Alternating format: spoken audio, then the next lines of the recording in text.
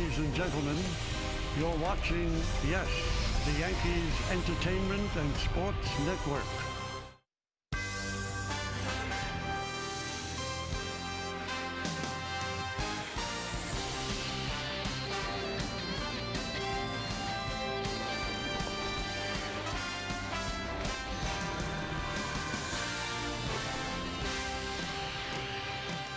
It is a gorgeous Thursday evening here in New York City. The train pulling into Yankee Stadium, where it is time for baseball, as the Yes Network presents New York Yankees baseball. Tonight, it's the New York Yankees against the Tampa Bay Rays in the final game of a three-game set from Yankee Stadium in the Bronx. This man is the story, everybody. Aaron Judge is the Yankees. Won yesterday by a score of 8-4. I'm Michael Kay along with David Cohn.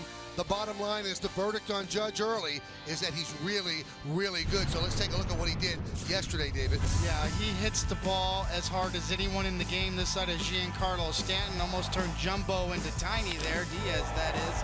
That's a pitcher's worst nightmare. Thank goodness that did not hit him. But Judge with an RBI single, and then later in the game, let's go ahead and inside out one. Notice that the hand's close to the body. That only went 436 feet because he got jammed just a bit. But Aaron Judge's confidence growing by each at bat. The Yankees are going for the sweep tonight. We'll take a look at the pitching matchup brought to you by People's United Bank N.A. Matt Andriese is going to get the start for the Tampa Bay Rays. And for the Yankees, making his second start, Luis Severino. And the Yankees liked what they saw in that first start for the most part. I agree. I think Severino looked good in spring training. He's done everything the Yankees have asked him to do. Work on that slider, that is, first and foremost. Take a little bit off of it. Get a little more downward tilt to it. Throw it just off the plate and get some swings and misses. That's a key. And when you come inside, you better get it in there to that guy, because that's where it'll end up. Manny Machado, one of the very best in the game. A clear mistake there by Severino. You want to miss in off the plate, but all in all, signs of improvement across the board for Severino. Now time for AARP's Getting to Know Luis Severino, born in Sabana de la Mar in the Dominican Republic. February 20, 1994 is his birthday. Signed by the Yankees in 2011, and he made his major league debut August 5, 2015 against the Red Sox. 5 innings, 2 hits, 1 earned run. Didn't walk a batter, and he struck out 7. You don't know enough about Severino. Not just yet, because when we come back, Meredith Marakovich sits down with Sevy. That's coming up next, right here on Yes.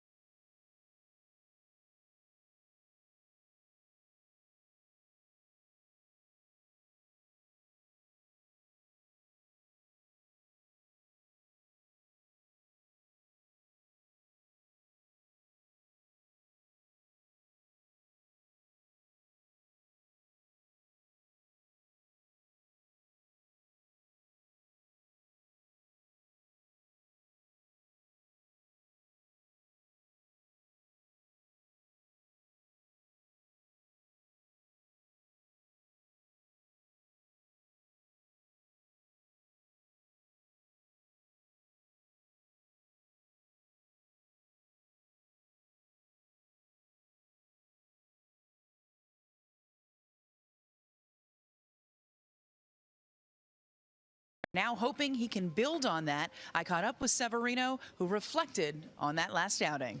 Last time I feel good because I was commanding all my stuff. My fastball command was there, and my slider was good over there. Yeah, I threw a couple changes, and I think I need to do the same thing I was doing my first start. How big is that fastball command for you to be able to set up those other pitches? It's really big. You know, that's my first, my priority pitch that I have to command. If my fastball command is good, all the other pitches gonna be good. Joe Girardi also talked about fastball command and added he needs to keep that pitch low in the zone. If he does that, he'll have a lot of success. Plenty more to come here on the Yes Network. When we get back, Michael Kay will be joined by David Cohn after the break.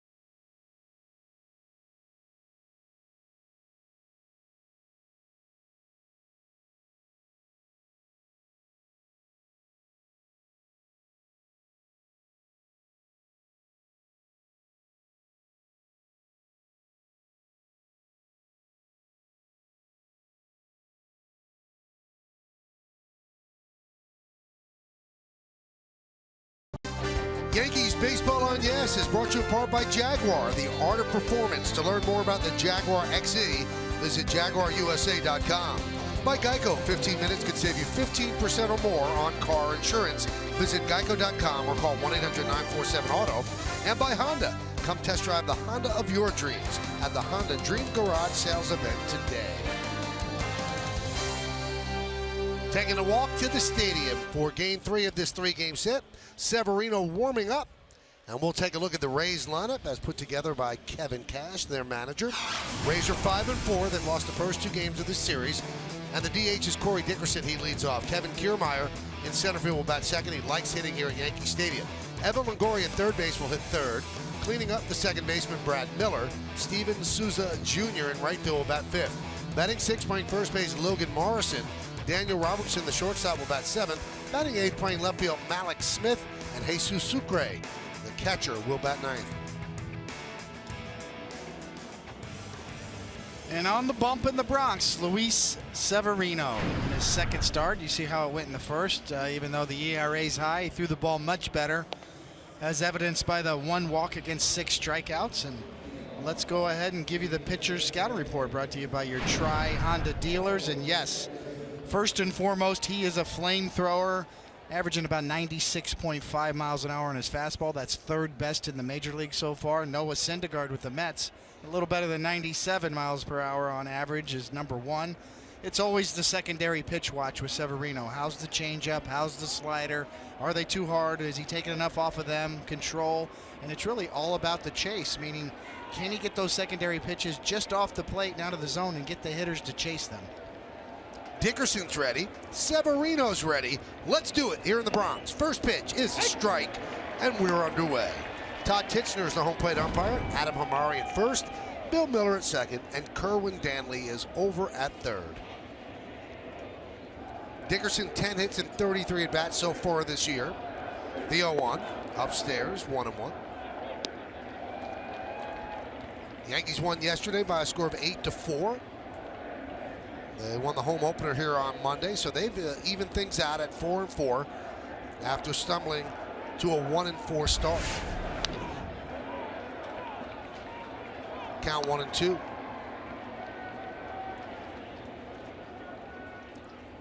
If the Yankees end up doing anything and making a run at a playoff spot this year, you'll look at that Sunday game against the Orioles and you say, that was a very big win. Started a mini 3-game winning streak, which they're in the middle of right now. 1-2. It's a very important point, Michael, as you see that, even though it's early in the season and it's easy to overemphasize certain games, but that was important. And I remember last year at this time, we were looking at Severino as being maybe the ace of the staff, number 2 or 3 starter. Now he's battling for the 5th spot. And that one is lined into left field. It's a base hit in front of Hicks, so a leadoff single for Dickerson. Let's take a look at the Yankees defense, which is presented by Geico. We've seen Hicks in left, so we'll start there. The center fielder is Ellsbury, and the right fielder is Judge. In the infield, you've got Headley, Torreyes, Castro, and Bird's back in the lineup at first base. Romine behind the plate, and Severino's on the mound. Brett Gardner feeling a lot better than he did after the game yesterday with that collision with Ricky Weeks Jr. at first base. So a night off for him. Kiermaier with a ground ball to second. Let's see if they turn 2. There's one. On to first. Nice, too quick. Can't turn the double play, but they get the lead runner on the 4-6 force.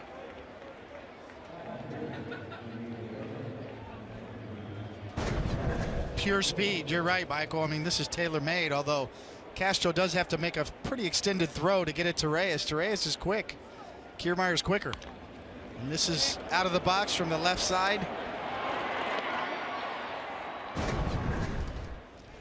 That pitch, 96 miles an hour. The fast pitch speed analytics is brought to you by Fios. So Kiermaier at first with 1 out. Here's Longoria. And a strike.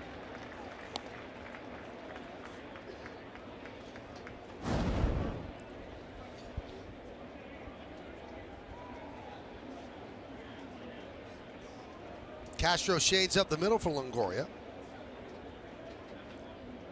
Evan has started the season with 7 hits and 32 at-bats. Yankees always worry about him, though. He does damage against them. 33 home runs, 101 runs batted in.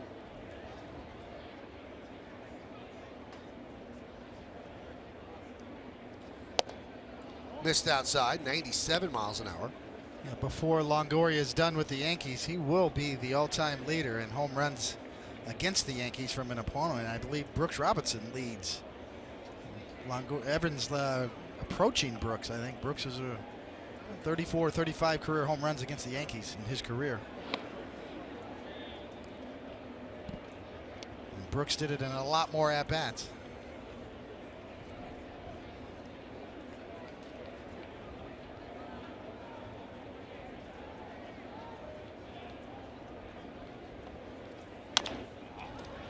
Grounded to short. There's one. On to first. Not in time. Took a little too long to develop in the middle, but they get the force again. Yeah, you got to come and get it if you're Torreyes, and that's just one step too many. Nice effort, though, by Castro to get it turned in a hurry.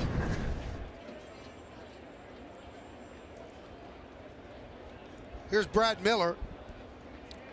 5 for 31 in the early going.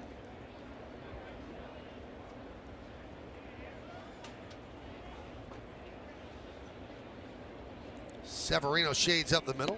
Pitch up and away.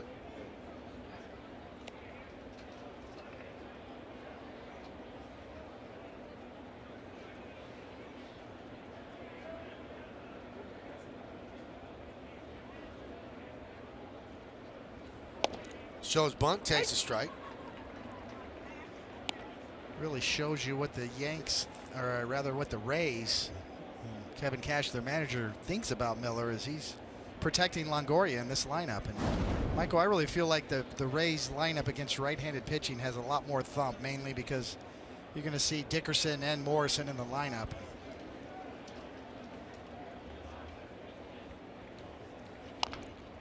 Nubbed up the third baseline, kicks foul. It's another reason why I think diversity in the pitching staff, and talking about the Yankees rotation, and Jordan Montgomery is such a nice fit. To have that second lefty in your rotation means a lot. As managers kind of get caught up in matchups, and this Rays lineup against left-handed pitching, in my opinion, in the early going, not as formidable as their lineup against right-handed pitching. Miller had 30 home runs last year out of nowhere. That's not something he was about with Seattle. So 30 home runs, but 22 of them were at the Trop. Strike three. And Miller down looking at a 98-mile-an-hour fastball. No runs a hit, no errors, one man left.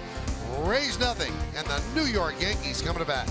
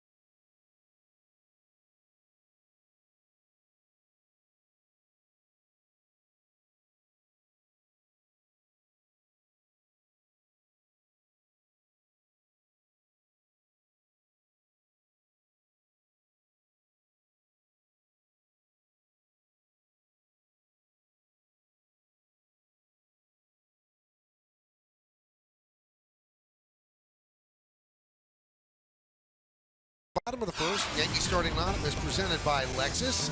The center fielder, Jacoby Ellsbury, leads off. Batting second, the left fielder, Aaron Hicks. Matt Holliday, the DH, will hit third. Cleaning up, second baseman, Starlin Castro.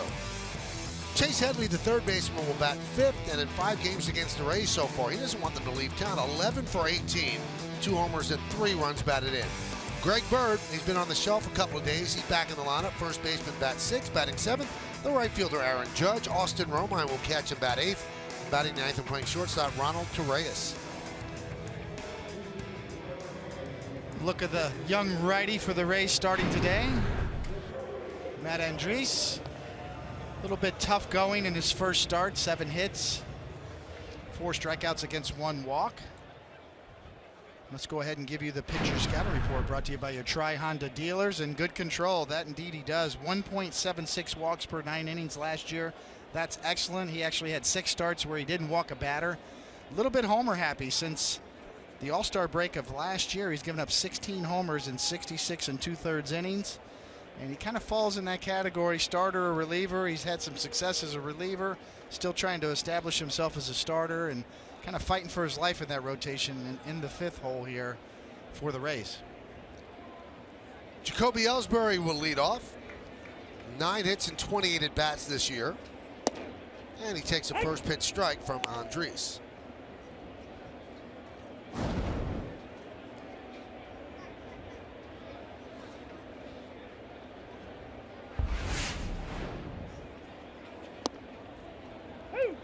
The entire Yankee team, except for Brett Gardner, who was injured, at the Yankee Welcome Home Dinner last night, an annual event at the start of the home season. And Derek Jeter was honored with the Pride of the Yankees Award.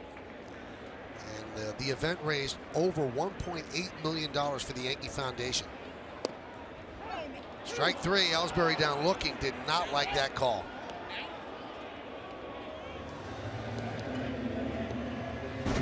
We talked about good control. Kid throws strikes, and this is right at the bottom of the zone. Ellsbury reads it low.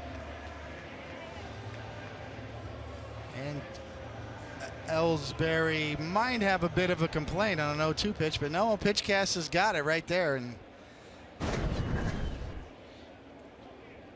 guess the old school too close to take probably is apropos there. Here's Aaron Hicks. And a strike. It's actually pretty consistent so far.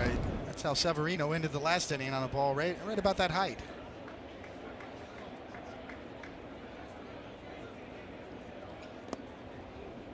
One and one.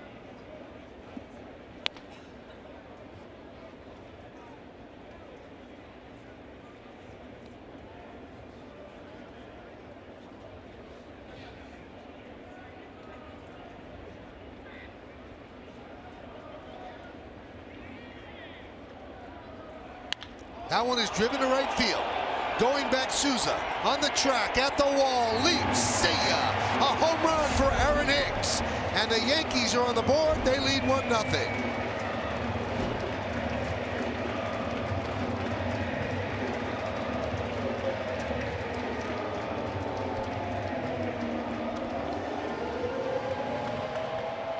So Hicks is seeing consistent playing time, and he's made the most of it. Had a pretty good spring, and now he cracks a home run right here. Kind of looked like a cutter, definitely off speed, mid-80s, up and out over the plate. Courtesy effort there by Sousa in right field, but any fly ball in this ballpark, as you see how high that is and the spinning slider that hangs.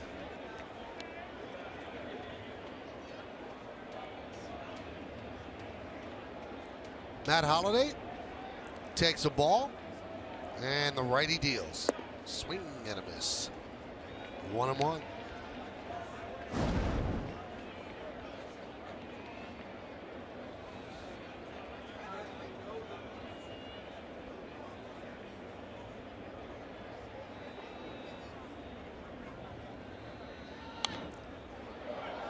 Foul back, 1-2.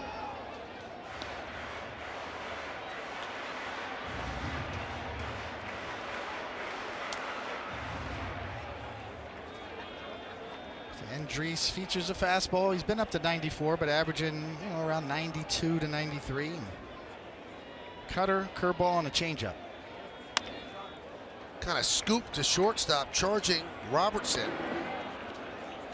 And he gets Holliday for the second out. Let's check out the Rays defense presented by Geico. You've got Smith, Kiermaier, and Sousa in the outfield. That's a pretty good defensive outfield. In the infield, Longoria, Robertson, Miller, and Morrison. Third to first, Sucre behind the plate. He's the backup catcher for the Rays, and Andres is on the mound.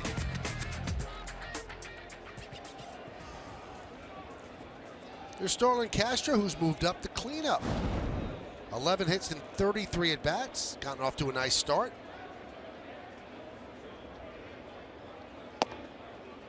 And a strike.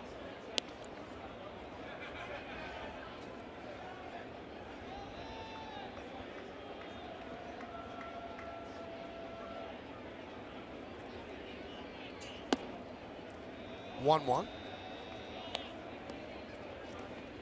We've seen Castro use the whole field too, and we talked about that last year when he first arrived with the Yankees, and that was the report from the Cubs, is when he's using the whole field, that's when he's at his best. Chopped to third, backhanded by Longoria, sets and fires to get Castro for the final out of the inning. But the Yankees take the lead. A pitch up in the zone. Aaron Hicks said, "I'll take care of that." And he puts it in the seats in the short porch and right. When it lands, it's Yankees 1, Rays nothing.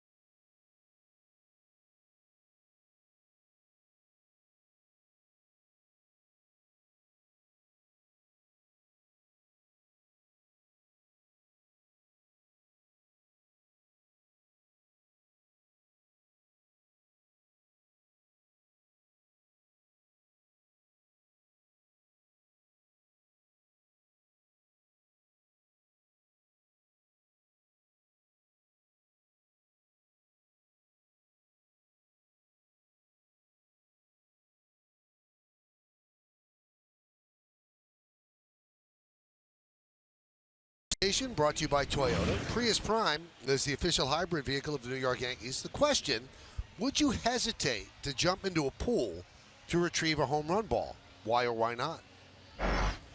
M Franchise 2 is all about the experience. You'd have an experience and a story for the rest of your life.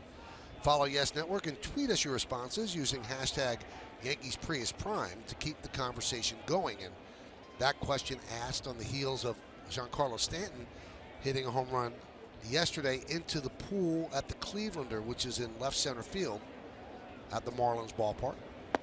Souza takes low and away.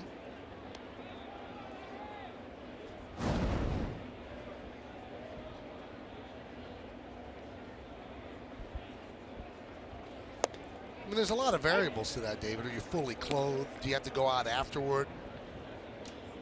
Well, we definitely think alike. That's for sure. I was thinking the same thing. Fouled away. Let's take a look at Giancarlo Stanton's home run and the subsequent jump into the pool. Line drive, left field, deep and gone. The Aquafina 4-pack and get 4 tickets, 4 Nathan's hot dogs, 4 Pepsi soft drinks. Fully clothed he goes in, but was smart enough as Souza takes a called strike to ditch his phone first.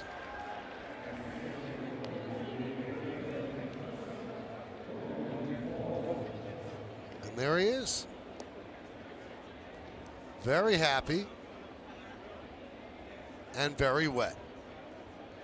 But as the respondent said, it's about the experience. Just got on national TV. That's so right. He's famous. Here's Logan Morrison. Swing and a miss.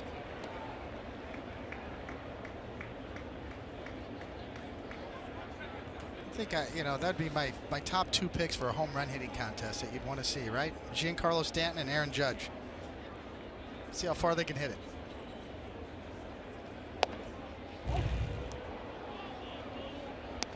.99 miles an hour, about 1.5 inches off the plate there.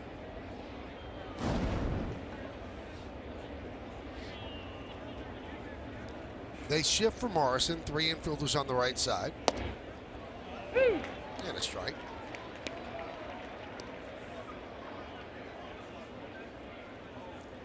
You can see what the Yankees were doing after the start against the Orioles. It wasn't great. The home run to Machado certainly was troubling, but he didn't get hammered. And what they did to a man was to accentuate the positive. Because they need this guy to feel good about things and to not get into the rut of, when I start, I don't pitch well, I'm better as a reliever. He wants to start. They want him to start. He's got great stuff. So rather than talk about, well, that was a mistake to Machado, they talked it up and said that was a pretty good performance. I agree. And it was Machado and it was Camden Yards. 2-2. 3-2. They need Severino to be who they thought he was last year. Going into last year, he was so highly thought of, maybe the 2 or 3 starter, and eventually the ace. He had #1 written all over him, and then coming into this spring training, fighting for a spot.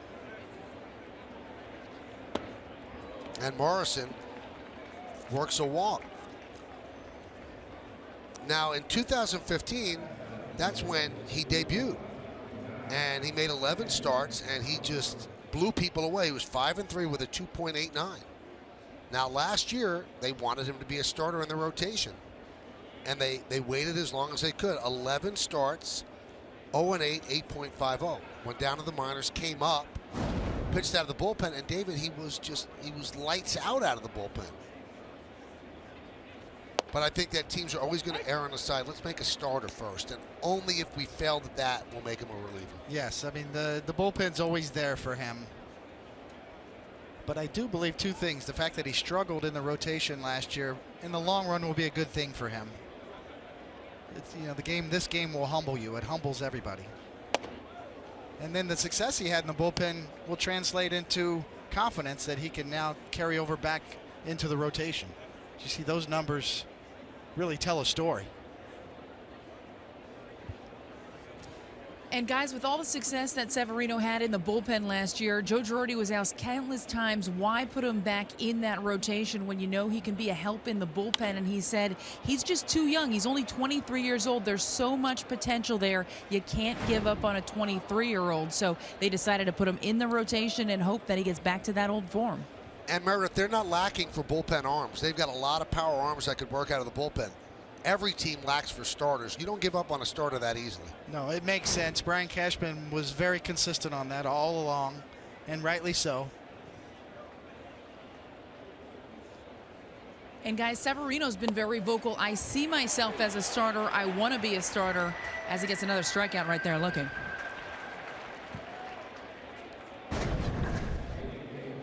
Little front door slider. As you see, he doesn't get it where he wants to, but gets the call on the inside corner as Romine tries to hold it right there. There's the slider grip and the spin. Gets away with one right there.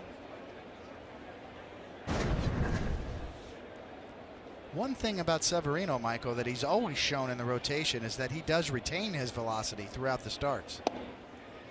That's the first thing I look at with young power arms is how much does their velocity drop off in the 5th inning or at the 100 pitch mark or the 75 pitch mark. And Severino always has been very consistent at retaining that velocity throughout his starts. Mallex Smith fouls it away and out of play.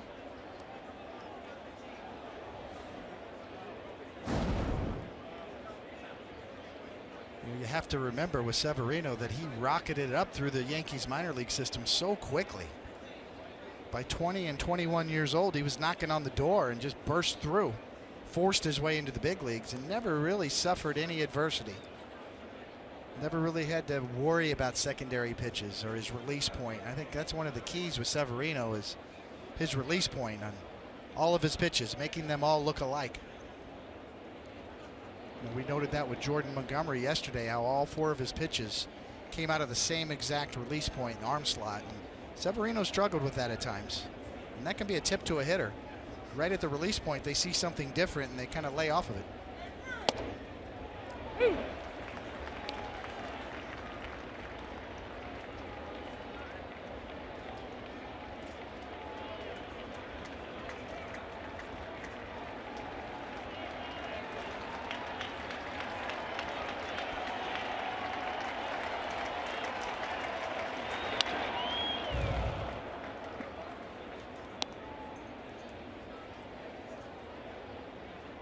From what I saw in spring training, Michael, I thought was greatly improved from Severino. He really was asked to work on his changeup, work on his slider, and he showed a great improvement in spring training. And so far, in his first 2 starts, he's had more tilt on his slider, and we're going to see one coming right here.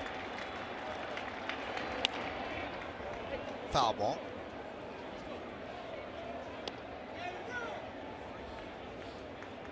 How do you improve the consistent release point, David? Is it just consistency? Consistency and stop overthrowing. You know, when you're a young guy, you know, the tendency is when you get in trouble, you try to throw harder. You try to snap off your slider harder, and then your changeup gets affected as well. The concept of less is more is very hard for a young man to learn. So is that reaching back for a little more power? He's dropping his arm a little bit. Yes, especially on sliders, as you see right off the mask of Romine. When you overthrow or you get a little amped up and you try to throw harder, then you can rush your arm, and then that's when your release point can vary and kind of get around the ball a bit.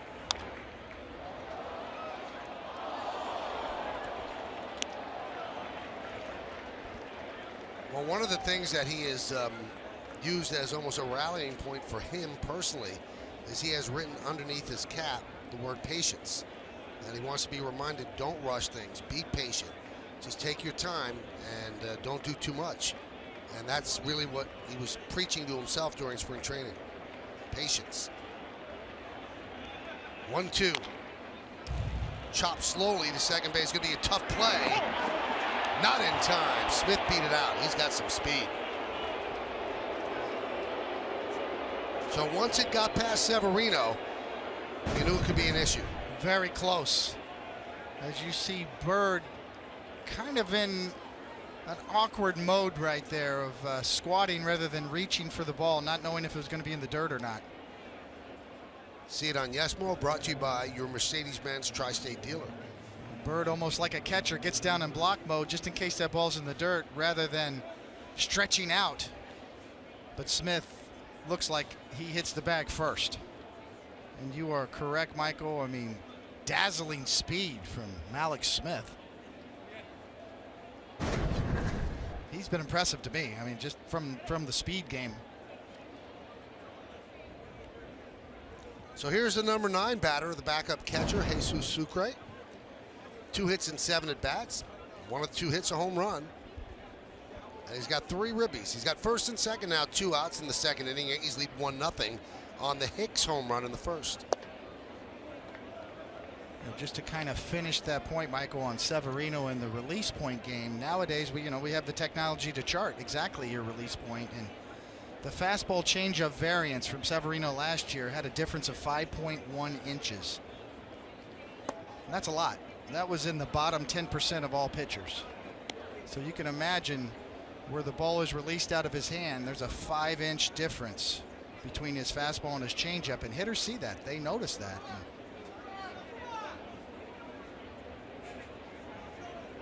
I think it's been better. It was better in spring training. It's been better so far in the early going. 2-0. 2-1.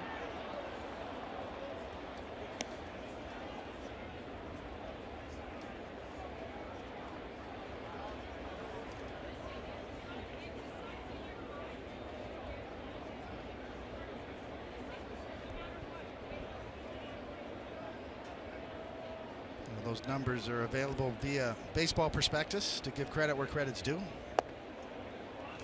But you know me, Michael, I'm a junkie for all that stuff. Fangraphs, Baseball Reference, Baseball Prospectus.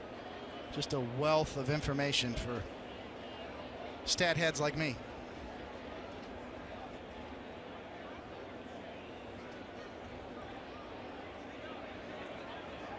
(3-1). Looped into center field. It is a base hit. Morrison rounds third. He's coming home. They have Smith hung up between second and third. Morrison scores. Smith is going to be tagged out for the final out of the inning. He went out of the baseline anyway, but the single does tie the score. An RBI single by Sucre scores Morrison. We'll go to the bottom of the second. It's a 1-1 game right here on Yes.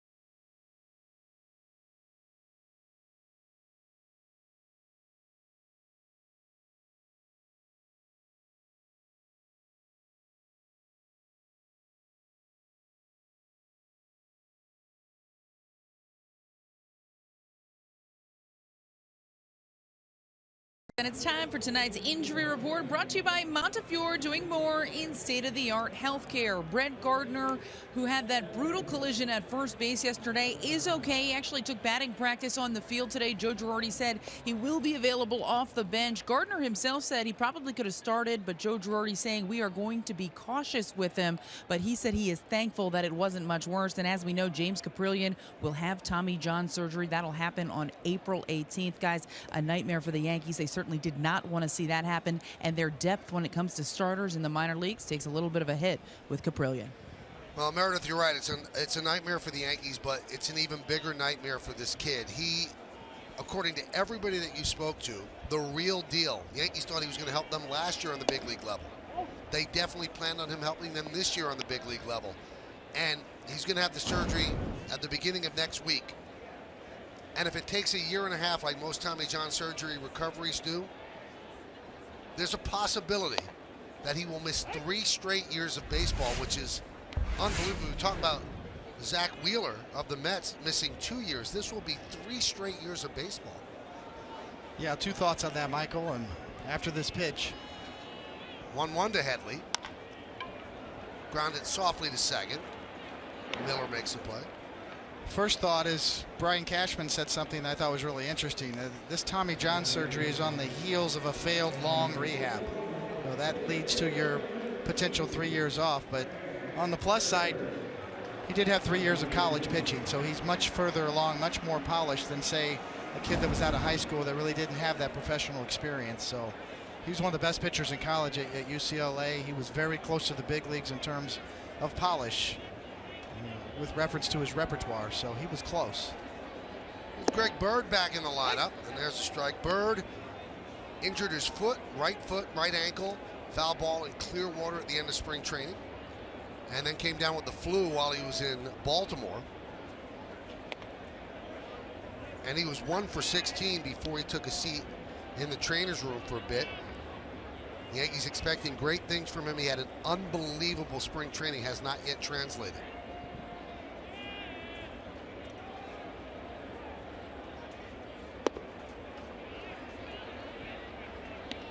Two and one.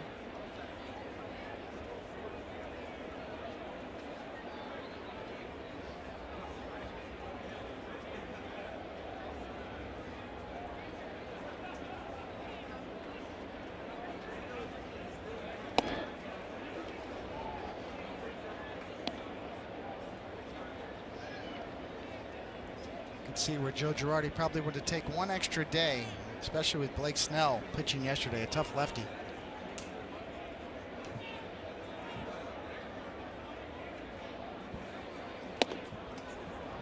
And Bird goes down on strikes. And Bird's looked a little late on fastballs this entire young season. Yeah, we didn't see much of that in spring training, but swinging through a lot of fastballs, and this one's just above the belt. You see Sucre setting up with a high target, and that's where it is, maybe a couple inches just above the belt, and swings right under it. And late.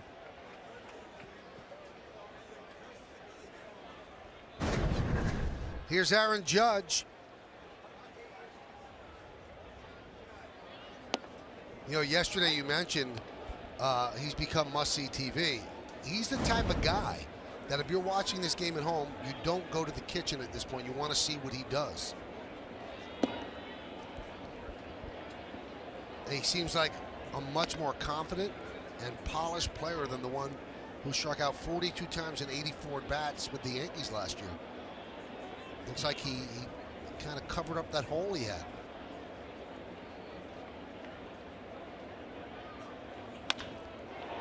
Grounded sharply up the middle. Another hard hit ball off the bat of Judge, but Miller makes the play, and the Yankees go down in order. 1, 2, 3. We've played 2 at the stadium. It's a 1-1 game right here on Yes.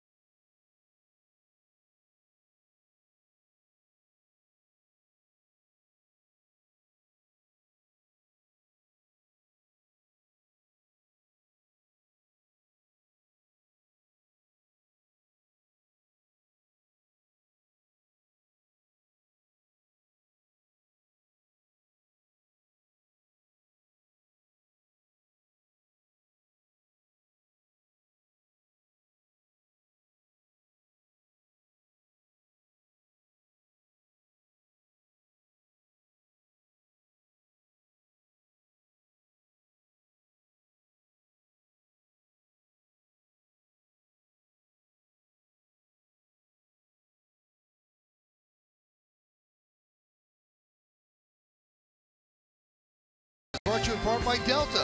We fly to the most destinations from New York City to get you where you're going. Delta, keep climbing. And by Ford. the official truck of the New York Yankees. 2 in the books here at Yankee Stadium. It's a 1-1 game. An RBI single by Jesus Sucre tied the score. Yankees took the lead in the first inning. A home run off the bat of Aaron Hicks into the seats and right.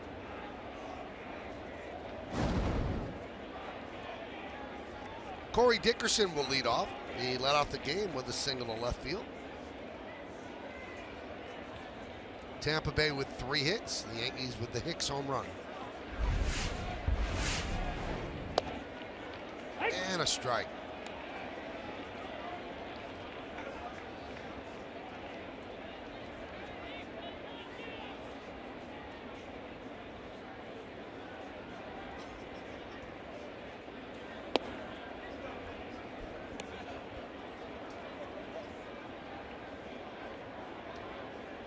I think we noted, Michael, in Pineda's game, how good Romine was at enticing Pineda to throw more changeups, to get in more of a pitching mode and become a little more unpredictable. And you could clearly see here that that's what he's trying to do with Severino as well.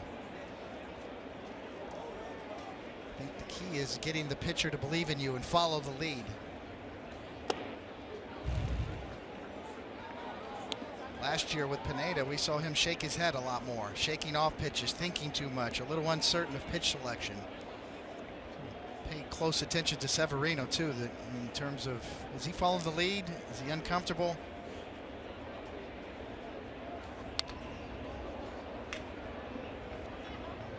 If you buy into it when you're on the mound, speaking from experience, it takes a load off of your mind. If you get less involved with the pitch selection and more involved with the execution, it can really help out a lot, take a lot of pressure off of you on the mound if you trust those fingers that are going down.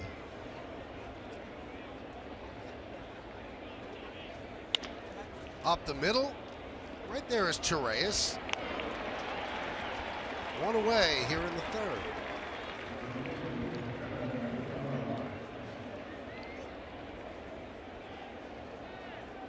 You talked last inning, David, about how you really do like the analytics aspect and all the information that's available. You had a great career. You won 5 world titles. Would you have been able to apply those analytics as an active player to yourself? Not to the point where you become paralyzed by them. Yeah, each individual is different. You have to understand which players can handle information and which can't. And sometimes it's not a good deal for some players. You know, a guy like David Wells or other guys that I played with. Fly ball down the left field line, and it's going to be a foul ball. Just foul. You know, some guys can't handle information. They get jammed up, you know, and it doesn't do them very much good at all. It can be counterproductive. But the catcher can have all that information. Joe Girardi was excellent at that. But some pitchers can handle it. I would want to know certain information that you can get now so easily. You know, aside from the video work, who were the first pitch swingers? Who takes a strike? Different situations to look for. Who chases more? You can see the chase rates now. Swing and a miss. Power to fastball by Kiermaier at 97 miles an hour. The high, hard one has always worked. It's in your eyes as a hitter. It looks so good and so hard to lay off, especially when you're geared up for 95 plus that Severino features.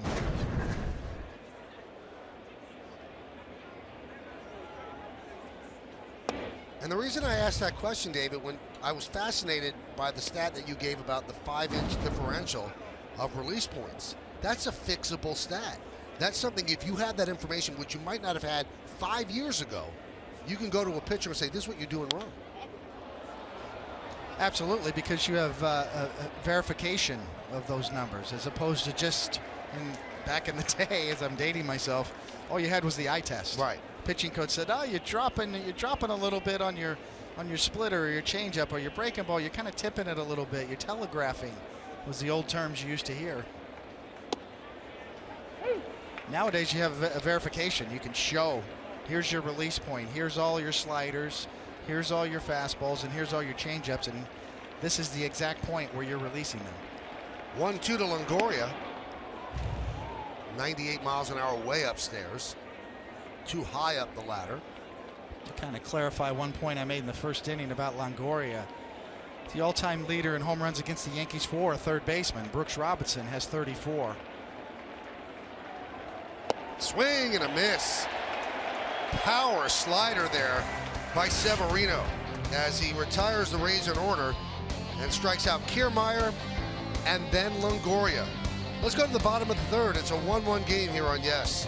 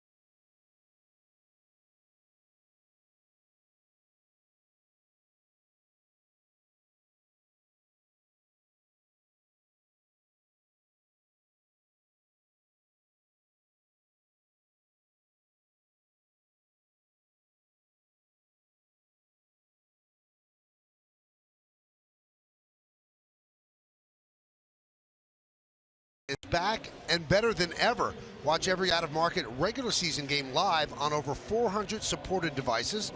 Plus, get a free subscription to At Bat Premium. That's the #1 app for live baseball. Blackout and other restrictions apply. Visit MLB.tv for details. That was an impressive half inning for Luis Severino. 1-1 game. We go to the bottom of the third. Romine, Torreyes, and Ellsbury.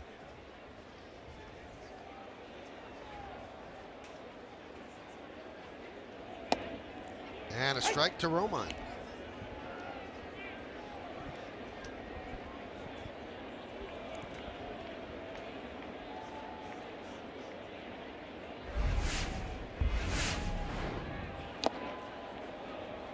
Oh, and 2.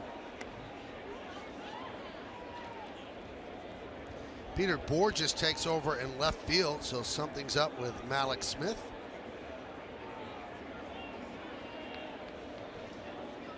Try to find out what. Line drive into right center field. It's a base hit. Cutting it off in the gap is Kiermaier, and that holds Romine to a single. Leadoff single for the Yankee catcher.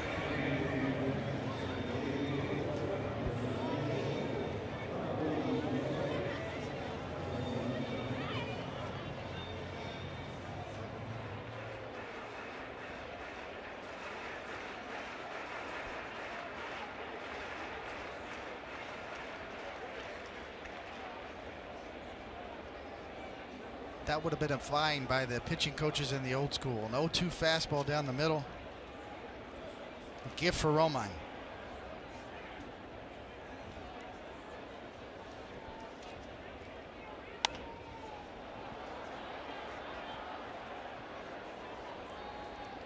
You know, Kevin Cash is one of a few players that did something that it's very difficult to do. He won a world championship with the Boston Red Sox. That was in 2007.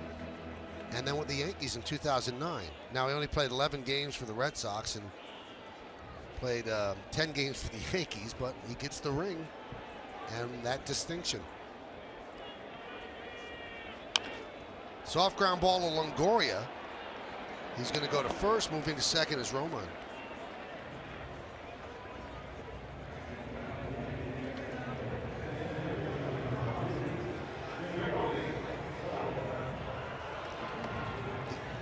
Cash has done a lot of winning in his life. 1989 Little League World Series in Tampa.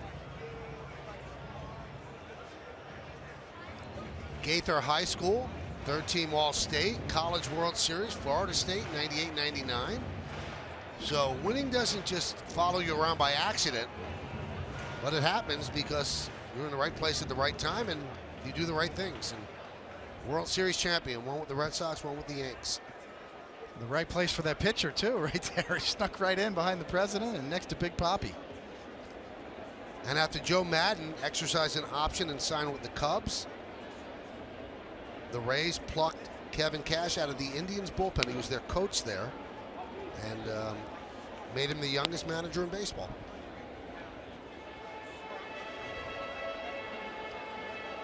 Told you that Peter Borges took over in left field. Moments ago, Malik Smith took his stuff and went into the clubhouse.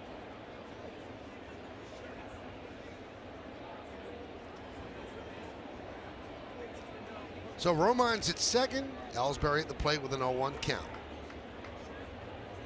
And the righty deals. Fouled away. Let's see if Smith was injured on this play where he ran out of, ran out of the baseline, grabbed his right hamstring. See Castro asking me if he's okay.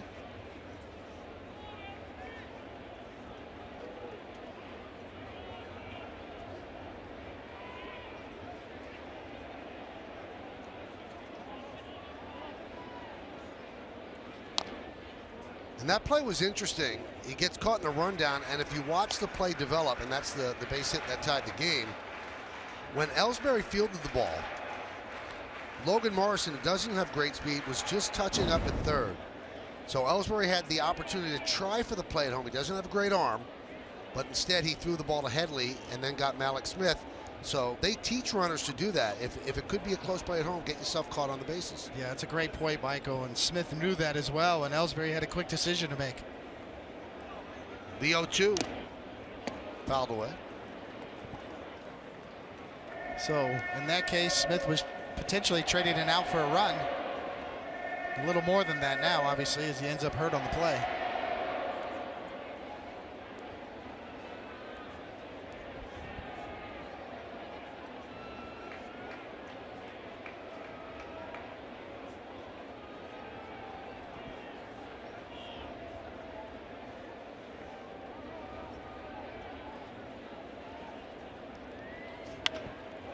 Lofted down the left field line. Makes the seats foul. Gives us an opportunity. Everybody here on the crew at the game, everybody here in the broadcast booth, a birthday shout out to one of our favorite people, one of the most important people at the network, and that's Sirius, Ashley Fugazi. It's her birthday today. So happy birthday, Ash. Hope you have a great day with the hubby and the son, Pierre and Sebastian. And may you live as long as you want, but never have to want as long as you live. Yeah, the word indispensable comes to mind. Yep.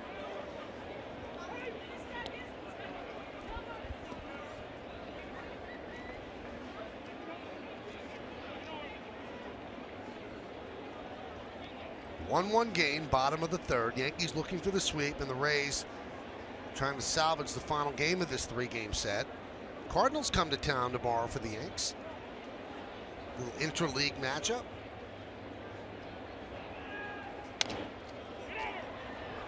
Grounded to first. Morrison flips to Andres as Romine will move to third.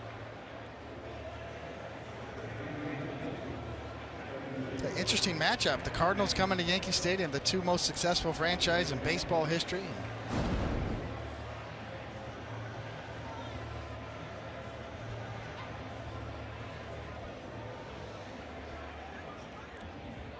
What's that going to be? About 37 World Championships going head to head. The Cardinals have 9 or 10. The Yankees have 27. That I know. Oh, 11. I'm sorry. 11, Sorry, Cards. Yeah. They have 11 World Series titles, and the Yankees obviously 27.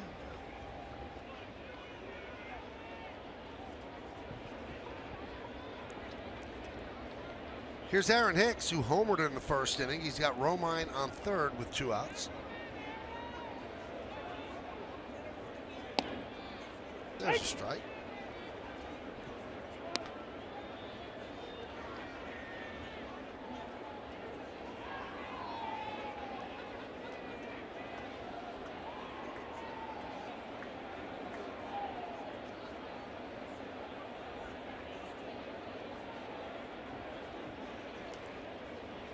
talked about it before, Michael, with regard to Aaron Hicks. He really started to turn it around the last couple of months of last year, and then came up lame with a hamstring injury. Did have a good spring training as well, and looks much more confident at the plate right now.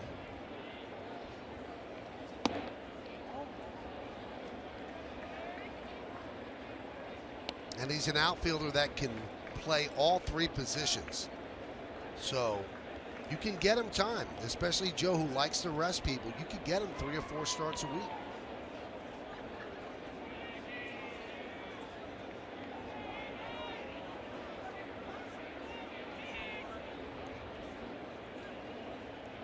One, 2-1.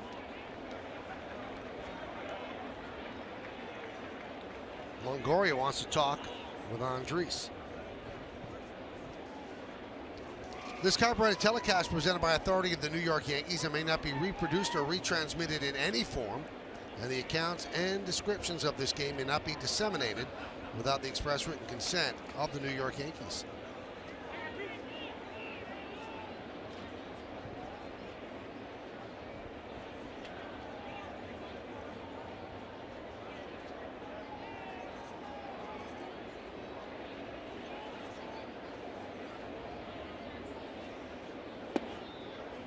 Three and one. On deck is Holiday.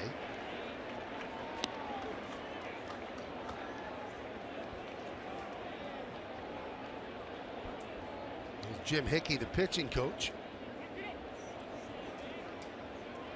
Highly respected within the game.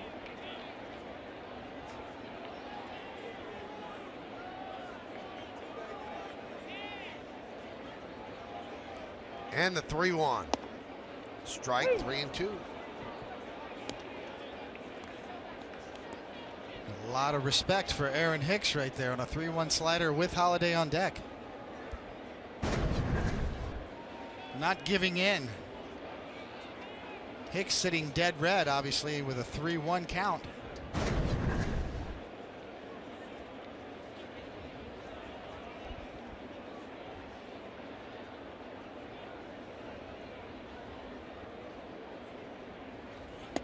And he walked him.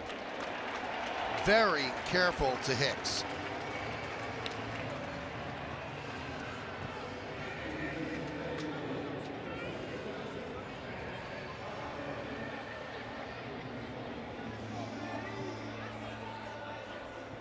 And here is Holiday.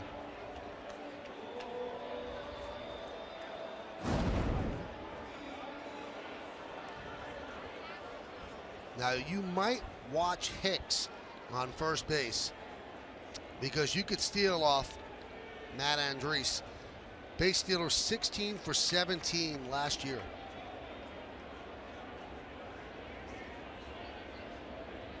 That's 94%.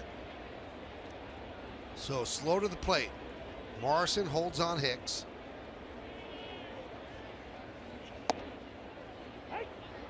And a strike.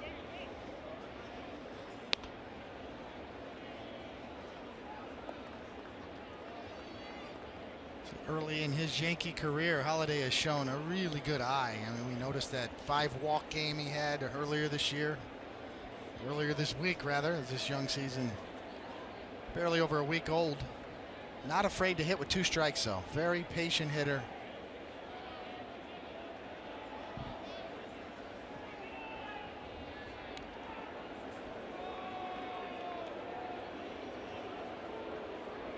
I think you're right, Michael. As far as the base stealing stat that you said with Andres was not only a little bit slow to home plate, but not really a good pickoff move as well.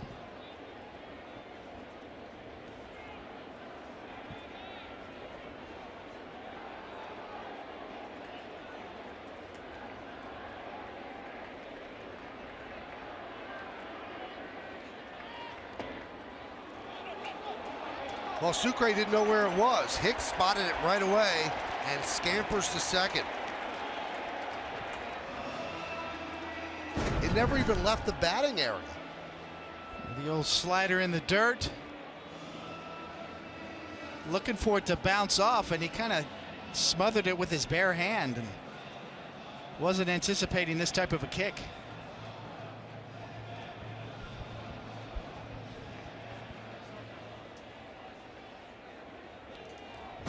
see the play with Yadier Molina, the Cardinals catcher, where he gets stuck on his chest protector and had some pine tar on his chest protector? That was a first. So 2 runners in scoring position, 1-1 game, bottom of the third, 2 outs, 1-1 count on Matt Holliday.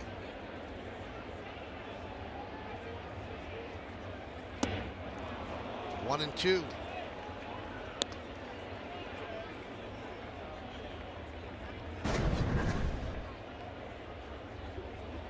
See, that's a changeup grip, and it's kind of got cut action. That's why it's kind of hard to read Andries's pitches, because his changeup and his cutter slider combination are about the same velocity. So good catch there by our crew. That was a changeup grip with a little bit of cut action on it. 2 and 2.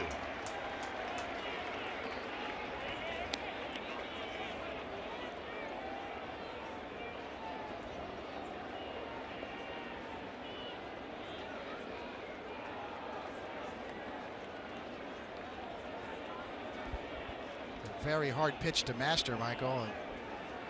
Generally, you're going to get arm side run with circle changes and grips that are going to fade more into a right-handed batter. To be able to master a circle change and make it cut just a little bit is a different level of skill.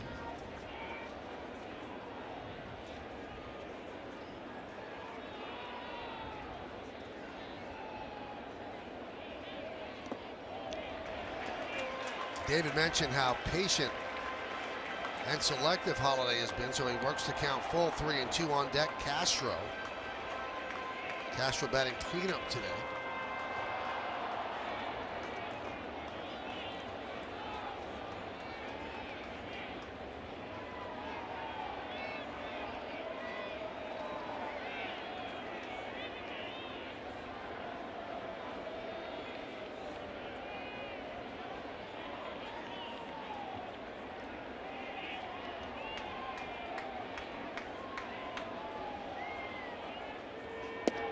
And he walked him.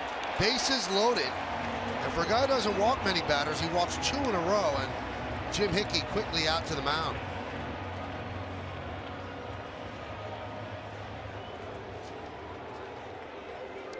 Hey, Yankee fans, if you can't catch the games on TV, you can stream them live on your mobile device with Fox Sports Go. Download the app and take Yankees baseball on Yes with you wherever you go.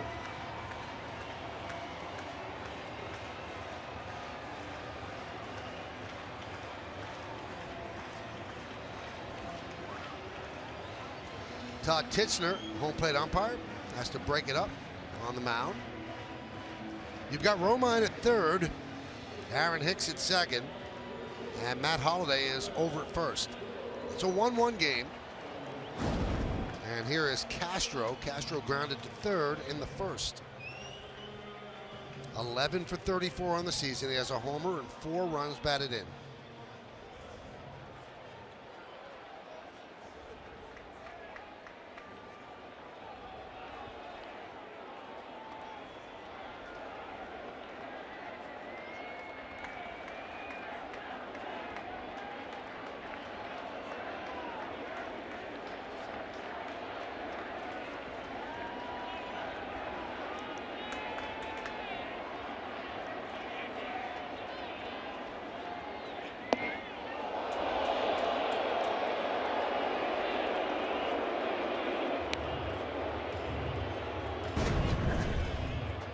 Slider grip this time. You can see it spinning and backing up as Castro's anticipating a right to left moving pitch, and it just kind of spins and sits there up and in.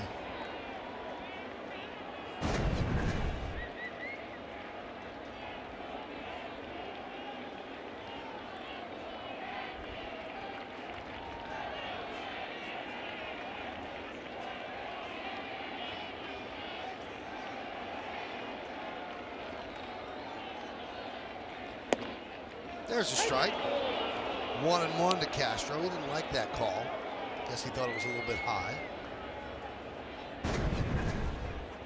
Yeah, well, the guy that's kind of struggling with his command, boy, that's a high slider, and you see Sucre yank it down quite a bit. Kind of rare that you get a high slider called there, but Looks like it nipped the top of the strike zone.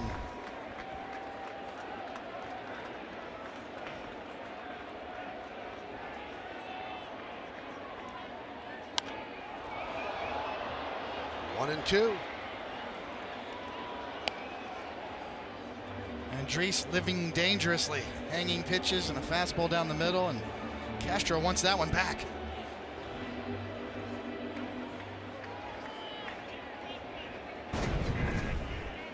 Right down the pipe with a really good swing. Castro knew it. That had salami written all over it.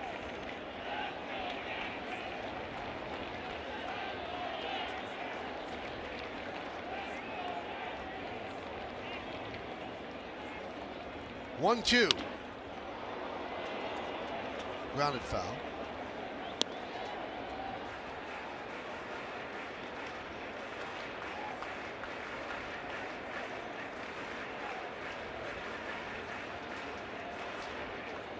Leadoff single by Romine. Torreyes grounded softly to third. Romine moved to second. Ellsbury grounds to first. Romine moves to third. Then Hicks walks. Moves to second on a wild pitch.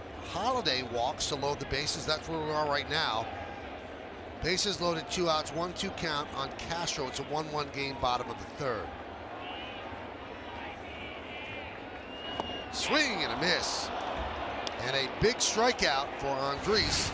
And that will do it. No runs, a hit, no errors. And the bases are left loaded. 3 in the books at the stadium. 1-1 game on Yes.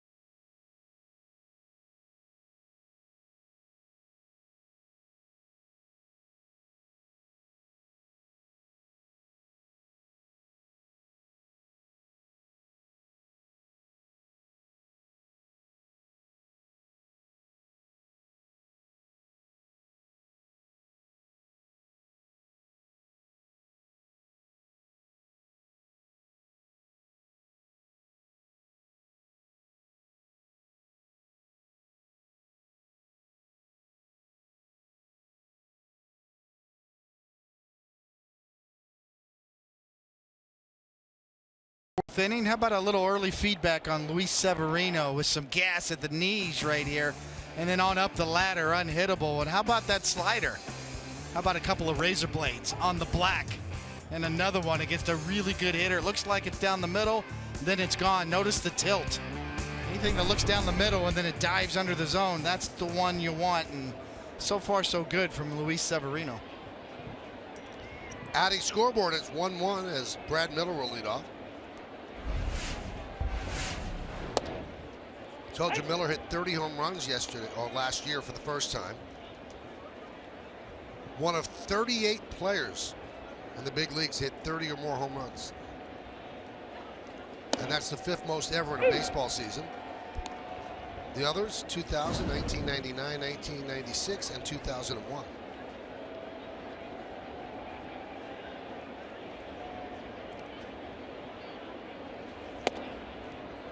Now, before last year, Miller had averaged 14 home runs per 600 plate appearances. And then something clicked in last year.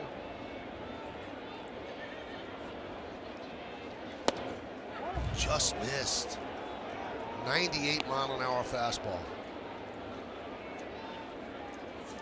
It's sort of right to the point, Michael, that I made before about Severino. He just retains that velocity here, approaching 60 pitches in the fourth.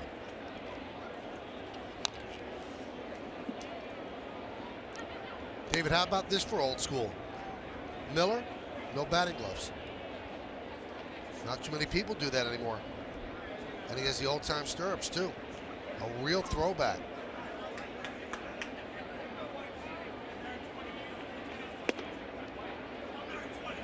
Well, he was impressive last year and tough on the Yankees, as you mentioned.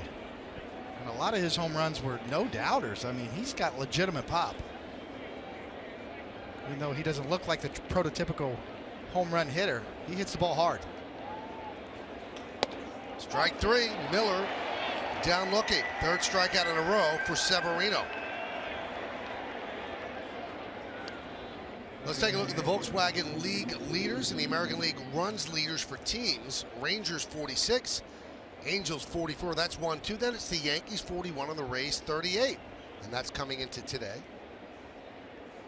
So the Rays tied with the Astros and the Mariners.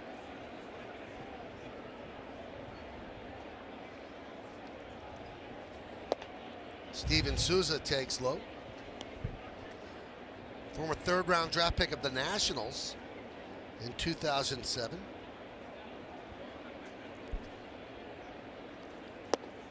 And he's one of those insanely athletic players. He has a 37.5-inch vertical leap. He runs a 6'5", 60. He can bench press 365 pounds.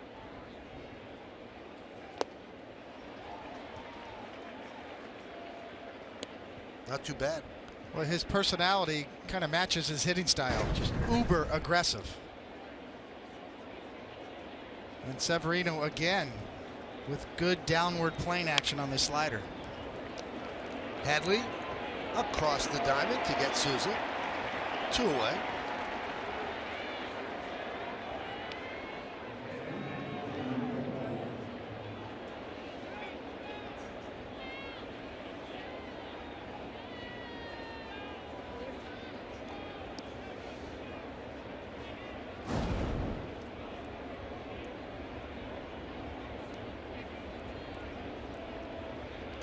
Here's Logan Morrison.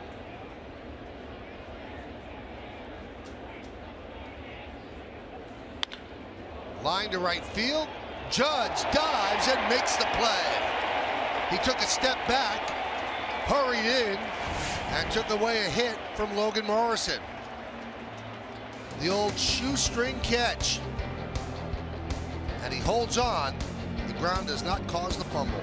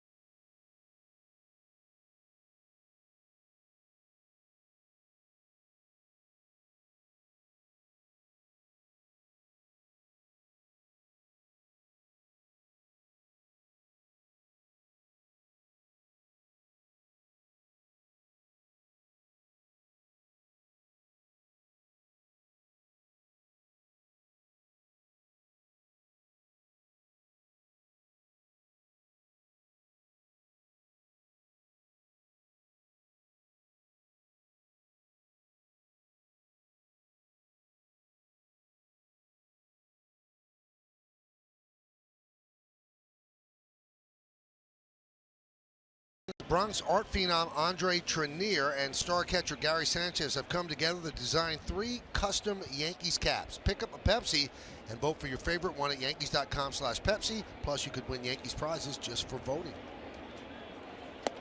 Chase Headley takes a strike. Audi scoreboard 1-1. Headley grounded to second in the second. They have 3 infielders on the right side, and Headley took advantage of this in the season opening series in St. Pete. He did go the other way and picked up hits. And that helped him get off to the good start that he's in the middle of.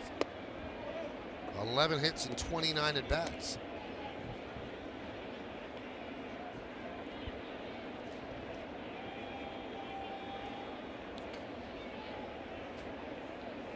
Headley, Bird, and Judge in the bottom of the 4th of a 1-1 game. Line drive, a base hit to right field. So Headley picks up a single to start off the inning. So that one was over the shift, and here's how he beat the shift in Tampa. Nobody home. Nobody home. And again, nobody home. So 4 hits against the shift. And that was all against the Rays. This time, though, he hits it over the shift. And here's Greg Bird. Struck out in the second inning. Now, Greg is 1 for 17, and the one that he had was against the Rays. But it was a bloop double just inside the line down left field. So he really has not struck a ball well the way he did in spring training almost every day.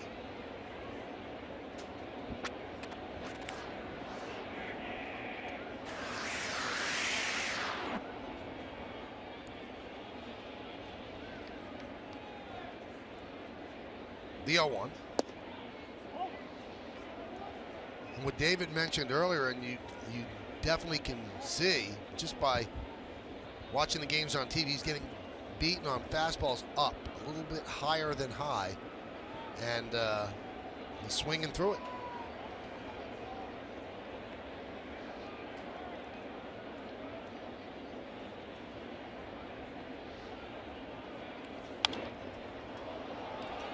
And you realize that pitchers are not going to pitch him the way they'll pitch him in the regular season and spring training.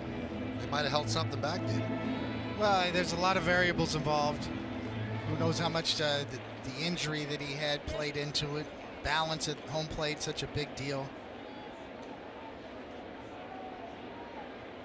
It's always a battle for hitters, you know, that balance between selective and aggressive. Getting good pitches to hit.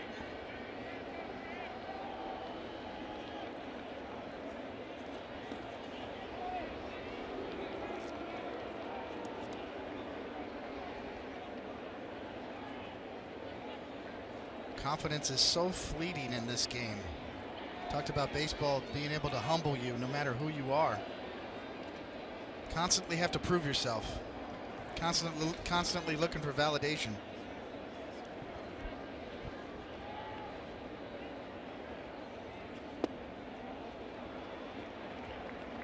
Get the word on Malik Smith, tight right hamstring.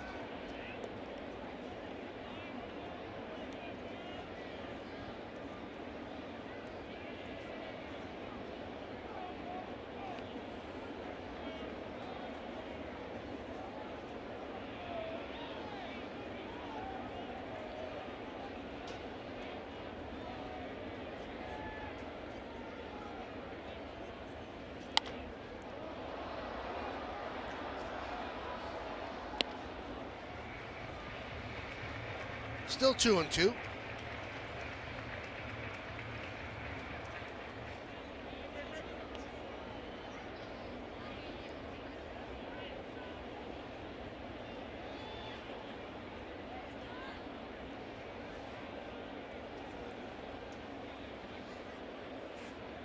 One thing Bird showed in spring training was just effortless power.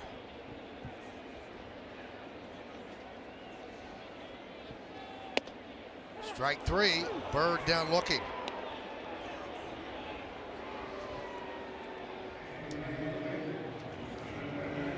That'll bring up Aaron Judge, who put on a show in batting practice again today. Let's watch where this one went. Let's see. Does that go over the restaurant? Yeah. Wow. That was BP. Now we're in the 4th inning of the game. He hit a hard ground ball up the middle that was fielded by Miller.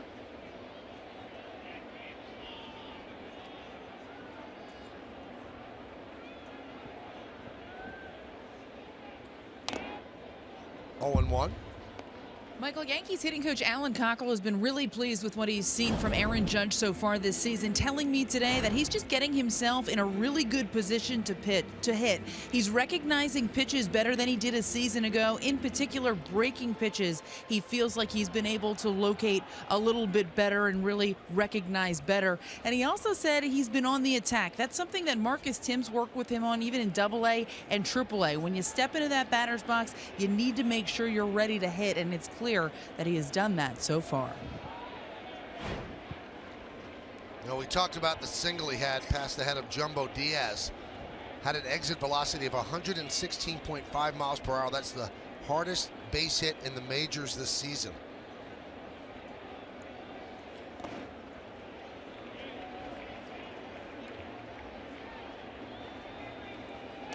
You know, everything Rocky's saying right there, Michael, is so true. It sounds like cliches that you hear all the time in baseball from pitching coaches or hitting coaches, but you'd be surprised how many times a young hitter walks up there and is indecisive. Am I going to take the first pitch? Am I going to swing? Instead of just seeing the ball and trusting your hands.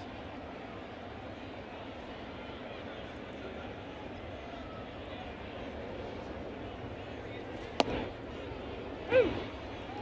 1-2. Anytime a pitcher can get into the head of a hitter, the pitcher's going to win more times than not. And you can tell when you're on the mound. You can tell when a guy's in the batter's box, he's thinking too much, or he takes a pitch and shakes his head. Every time the pitcher throws a pitch, there's feedback from a hitter. There's body language that pitchers can pick up on. And you can tell if a guy's indecisive. You can tell if he's thinking too much or outthinking himself in the box.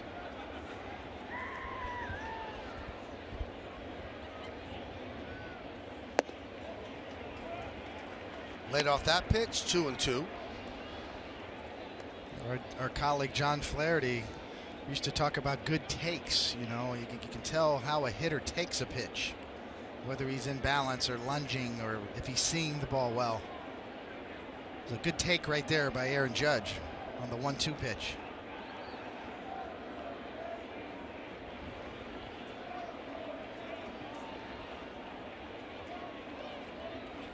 Swing and a miss. Judge down on strikes, 2 away.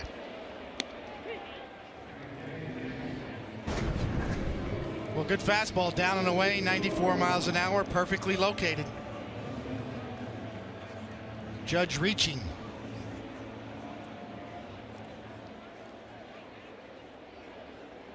Andres has made some pitches when he's had to, particularly last inning with the bases loaded. A really good pitch to strike out Castro with a changeup, and right there on Judge. Humps up a little bit to 94 and on the black at the knees. 2 walks, 5 strikeouts for the Rays right-hander. And the pitch to Romine is a strike. The Yankees' run came in the 1st inning. Homer off the bat of Aaron Hicks. Rays' run came in the 2nd. Jesus Sucre singled in Logan Morrison.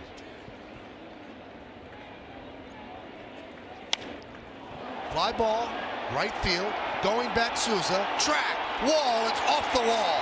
Headley's going to round third, they're going to hold him right there. And the throw is wide, backing up is Andres. And it's a double for Romine.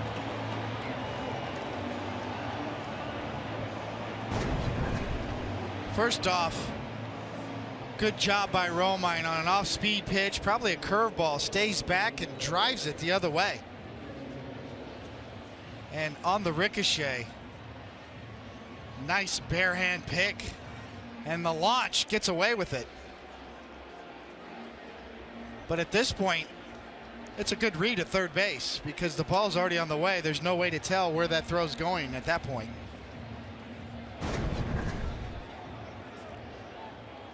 Time for notes.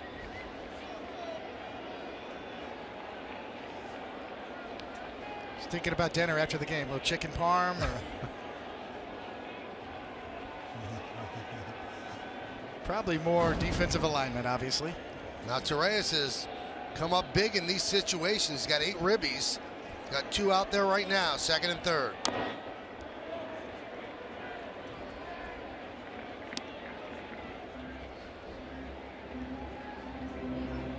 Well, Souza just airmailed that over the head of everybody, but Espada had no clue that that was going to happen. Obviously, if Headley was sent, he scores easily, but you can't anticipate a throw like that.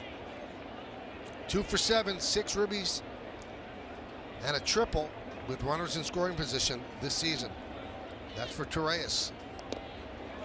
And, oh, Headley thought about coming and then stops as the ball kicked away from Sucre.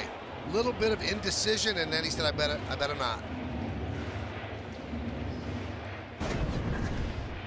Get another good look right here. Secondary lead. He's got it, and then, well, I'm not sure. So that is just all instinct, and you can't put that on a coach. This is on the base runner. The player has to make that determination. Headley was ready. Good secondary lead, good bounce. Just pulled the plug.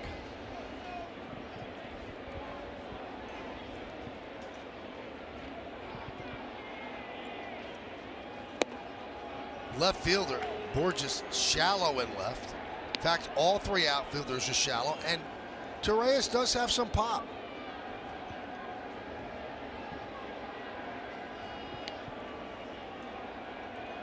Not necessarily talking about a home run, but he can drive the ball.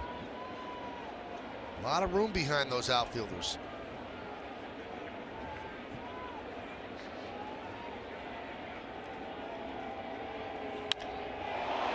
That one is driven to center field, but Kiermaier's right there, and he puts it away for the final out. No runs, 2 hits, no errors, and 2 men left. Torreyes hit it hard, but Kiermaier was there. We go to the 5th.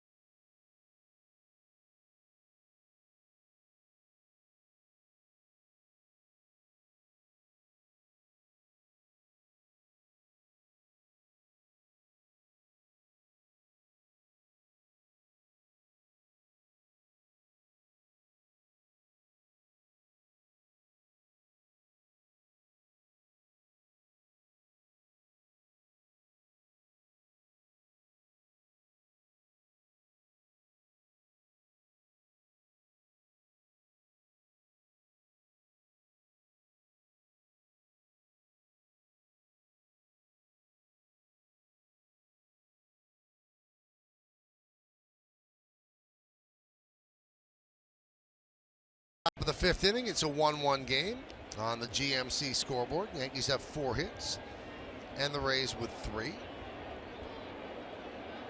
So Severino and Andres pitching well through 4. It'll be the bottom third of the Tampa Bay order against the Yankee right-hander. Daniel Robertson starts it off. He struck out looking in the second. Swings at the first pitch and skies it to deep right center. Backing up Ellsbury. On the track, he'll make the play for the first out.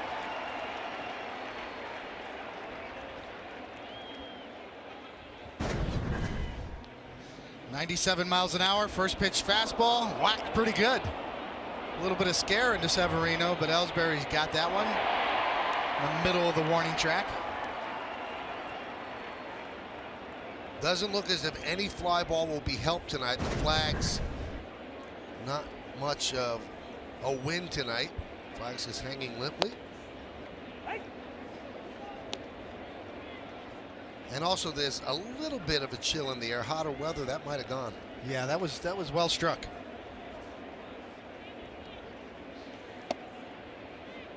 Borges takes a second strike, 0-2. Borges came in for Smith when Smith injured his hamstring, right hamstring, in a rundown between second and third.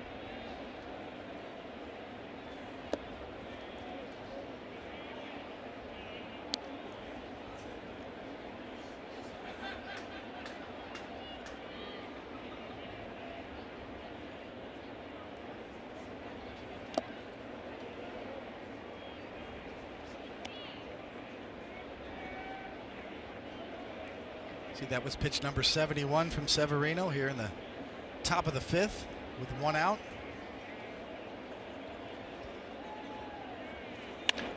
That's driven deep to left field. There it goes. See ya.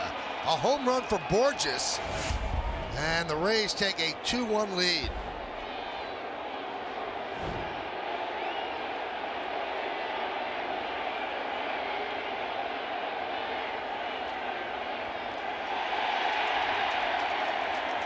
Crowd cheers as a fan throws the ball back on the field as Torreyes will retrieve. Borges doesn't start the game, but he makes an impression. Yeah, Severino jumped ahead, and after two sliders that weren't close enough to entice Borges, a fastball mistake up and out over the plate. Predictable pitch, predictable result. Here's Sucre. Judge makes the play for the second out.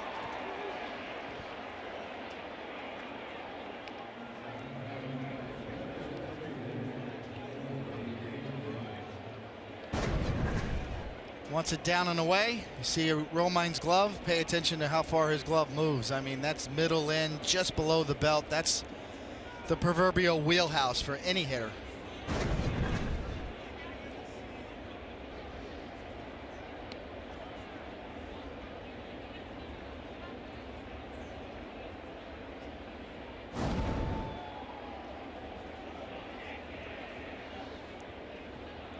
Here's Dickerson, who's 1 for 2. Foul back to the screen, 0-1. So each team with 4 hits, but the Rays lead 2-1.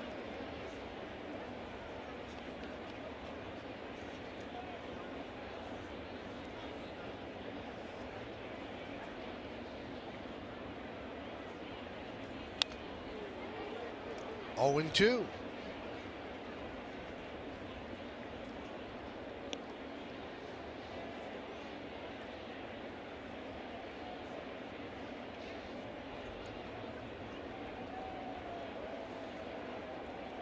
Mentioned it before, but Corey Dickerson swings the bat really hard every time, looking to do damage. Fly ball, center field. Ellsbury in a couple of steps and makes the play. But the Rays take the lead on the Borges home run to left at the end of 4.5, halfway through. 2-1 Rays.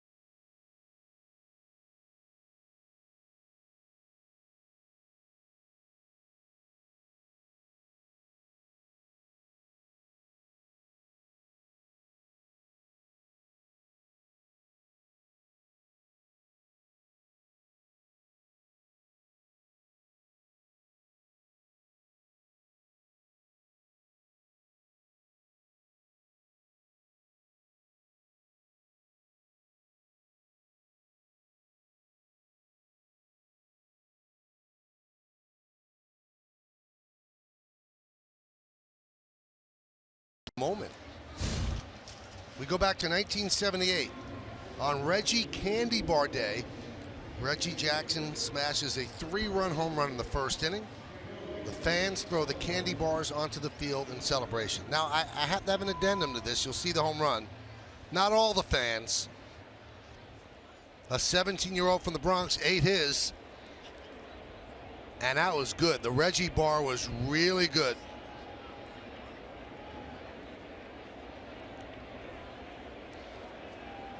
There's been some thought about bringing him back.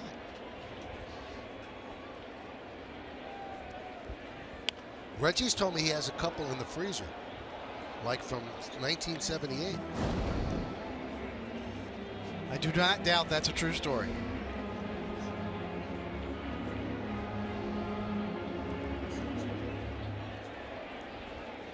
GMC scoreboard, 2-1 Tampa Bay.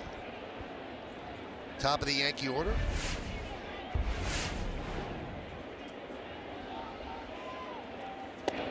And that candy bar came about because when Reggie played with the A's and then the Orioles, he always said, if I ever played in New York, they name a candy bar after me.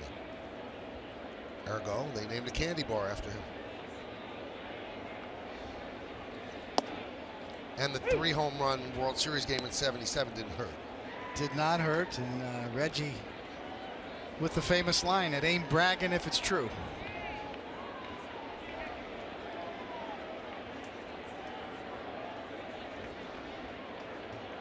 One-two. Fouled away.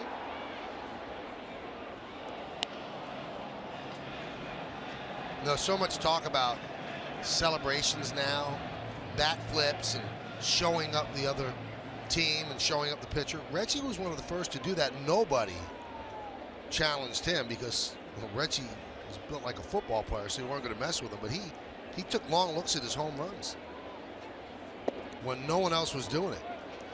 There's always been examples of this throughout. You know, Dennis Eckersley was one of the most demonstrative pitchers on the mound with the fist pumps. And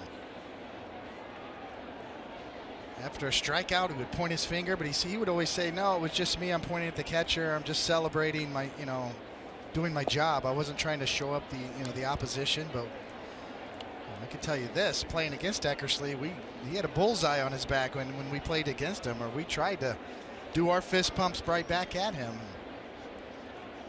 Al Raboski, the mad Hungarian, had his act on the mound. So this is nothing new. 3-2. We came to the forefront again because of the home run Asdrubal Cabrera hit for the Mets. A big home run last year that in a game they had to have. And the pitcher who served it up threw one 4 feet over his head the other day. And I mean, talk about a long memory. Yeah, I mean I don't think he was backed up by his teammates there. You could kind of see some of the veterans on the Phillies bench talking to him after that incident.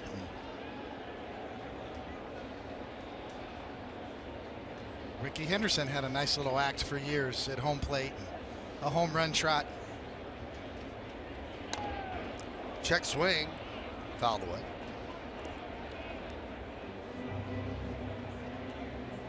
Are you for the celebrations or against it? I have no problem with genuine emotion. There's nothing wrong with showing emotion. Showing that you love this game. That's what the fans want to see. They want to see personalities. I think when you cross the line to where, as you said, you start demeaning your opponent or pointing at him in the face, then there's a line that can be crossed. But genuine emotion should be welcomed. Good at bat for Ellsbury. Still 3-2. 9-pitch at bat. No action in either bullpen. Andres with 82 pitches.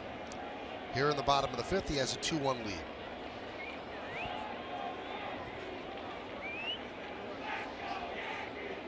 The third time through the order for a starting pitcher, always a challenge. 3-2. Again, another foul ball. This one into the Yankee dugout. Andres is no different. The first two times through the order, opposing hitters hit 266 off of him, and the third time, 351. in his career. So it's when you find yourself kind of a borderline, am I a starter or reliever? And that's what separates starters and relievers. And Ellsbury, good at bat, works a walk. And we told you, you can run on Andres, so let's see if Ellsbury does. Watch Ellsbury here. He's conceding the strikeout. Watch his first reaction, even though it's just off the plate. It looks like he's going to take the strikeout. He's waiting to get rung up, and then, okay. Just off, though. So it looked, just reading Ellsbury's body language, it could have gone either or. Andres thinks he's got it as he holds his pose, but with the benefit of the replay, we could see it was just off. All right, let's see if Ellsbury runs. Here's Hicks, home run and a walk. That's going to be a double play. There's one, and there's two. A 4-6-3 double play.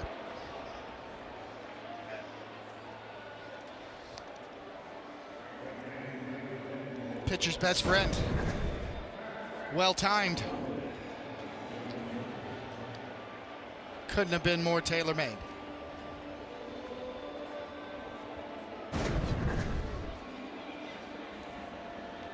That'll bring up Matt Holliday. He walked his last time up. It's his 10th walk of the year, and that leads Major League Baseball. And Matt swings at pitches out of the strike zone only 18% of the time. And that is 13th among 205 qualifiers so far this year. There's a strike.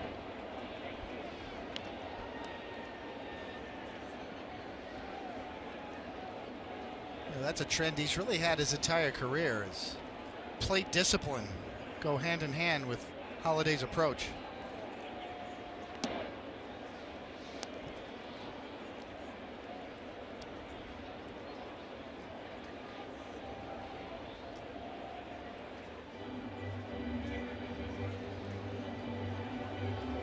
Probably the one category that has really saved Andres here tonight was first pitch strikes. Now 18 for 21, which is exceptional.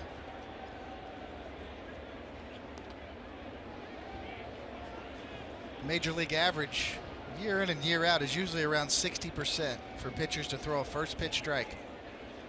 So the old cliches from pitching coaches is, oh, you have to pitch ahead. How many times do you hear that after a game in a press conference? Oh, I got behind, or you have to pitch ahead. Certainly helps, but for me, that other 40% of the time when you don't get ahead really is a difference maker as well. How well do you pitch when you're behind in the count? Popped up. Morrison puts it away for the final out of the fifth. No runs, no hits, no errors because of the double play. Nobody left. 5 in the books. It's 2-1 Rays.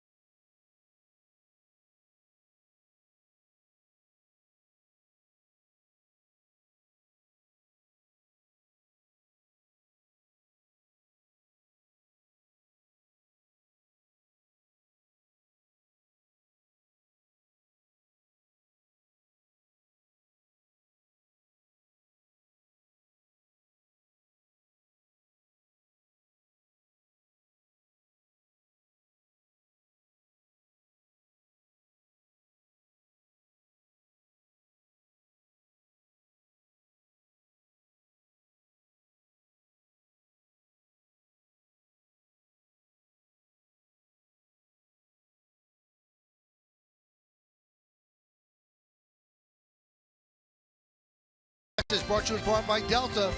We fly to the most destinations from New York City to get you where you're going. Delta, keep climbing.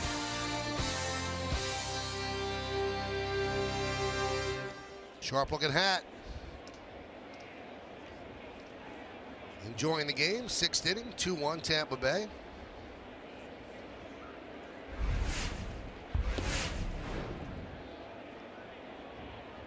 One and all on Kiermaier.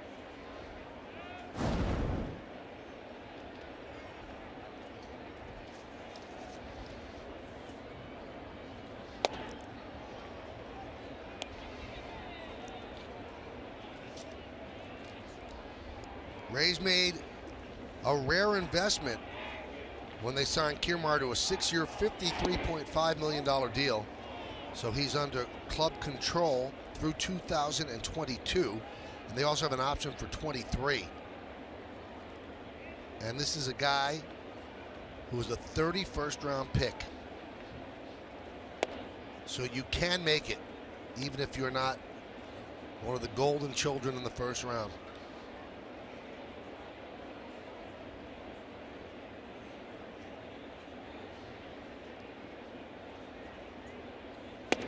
Swing and a miss.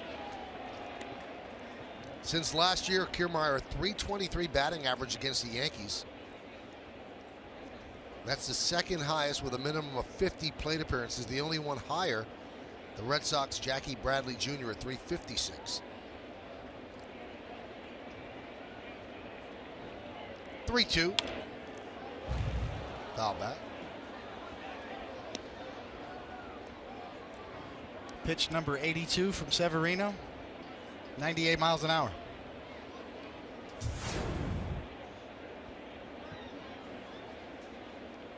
Second inning, a bit of a bump.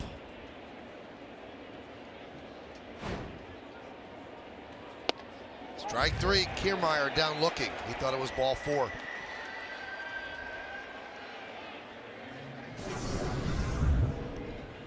Not every mistake you make gets hit. As you see right here, Severino kind of misses his location. Got fouled back, but this time on Borges, he does not get away with it. Maybe just a little more fade on that pitch that comes middle in just a bit, and Borges runs into one right there.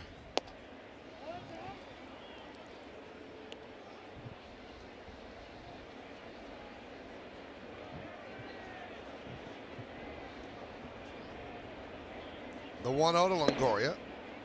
2-0. Longoria 0 for 2. Grounded into a 6-4 force in the first and then struck out in the third.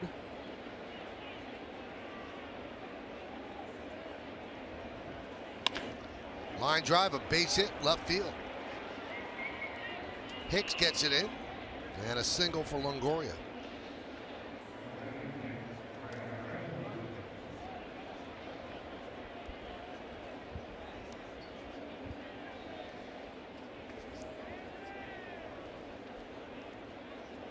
There was some thought last year that with the Rays struggling with the way they were, that they would trade Longoria. He's in a lot of trade rumors, but they never moved him. He really is the face of the franchise. It would be a hard deal for them to make.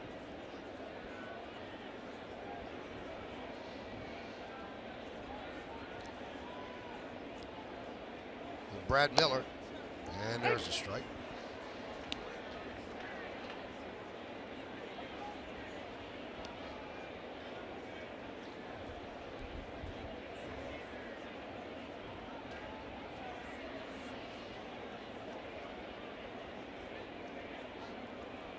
So 7 strikeouts for Severino, 5 of them looking.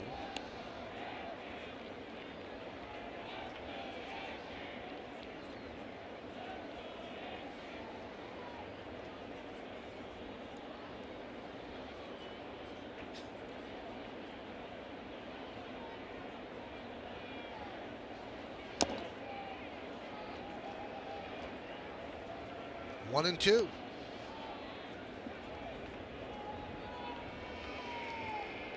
Severino has obviously been true to form with his fastball. He is a flamethrower, one of the best fastballs in the majors by velocity. Changeup really hasn't been there tonight. This is the third time through the order. This would be a good time to try to get it going.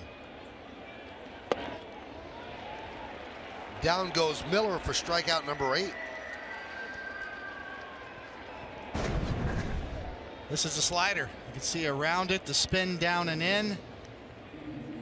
Great location, good finish, and look at Romine. Yes, yes, yes. That's what he wanted. See the dot on the baseball from a spinning slider.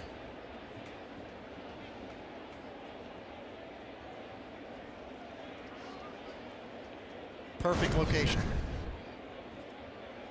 And here's Steven Souza Jr.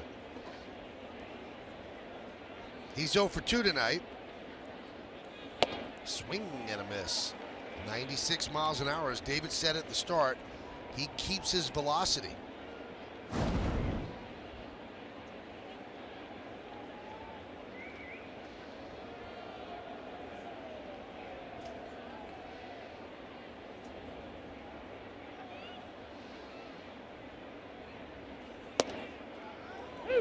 Oh, and 2 on Souza.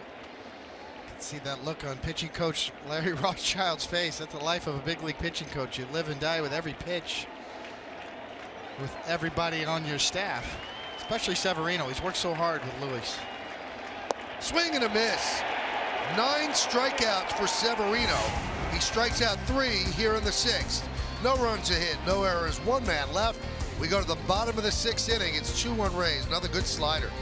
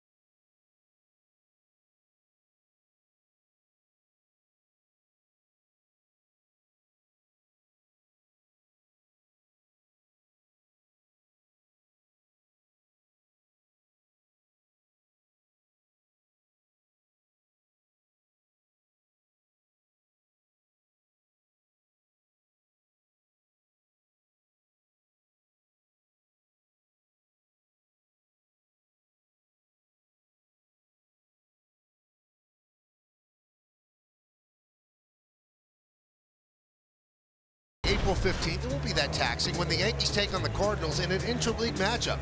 It's calendar day, and all guests in attendance will receive a 2017 Yankees calendar courtesy of MasterCard. Now for tickets, log on to Yankees.com, visit the Yankee Stadium ticket window, Yankees clubhouse shops, or you can call Ticketmaster at 877-469-9849.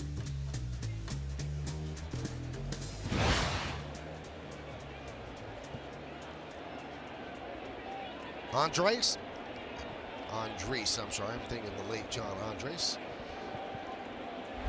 Andres against Castro. Swing and a miss.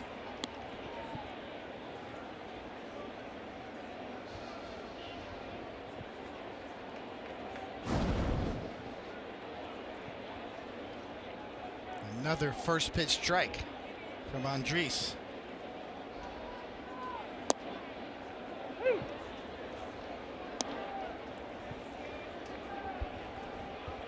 Castro was up in a big spot in the 3rd with the bases loaded. 2 outs, he struck out. Tommy Hunter, hard-throwing righty, is up in the Rays bullpen. And the 0-2. Line to left field. It is going to be a base hit. It gets past Borges and it goes to the wall. And Castro starts off the bottom of the 6th with a double.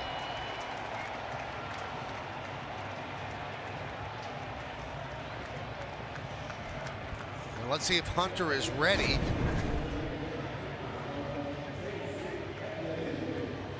Just stays on the inner half of the plate for Castro. This slider, breaking ball, and that allows Castro to go down and dig it out for a leadoff double.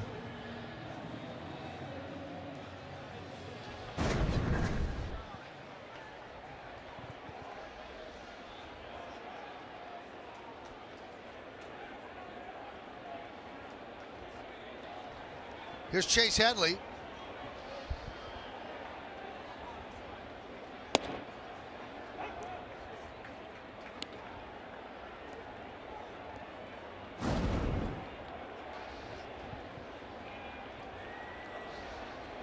That's now 20 for 23 for Andres on first pitch strikes, and that's why he's looking at a 2-1 lead.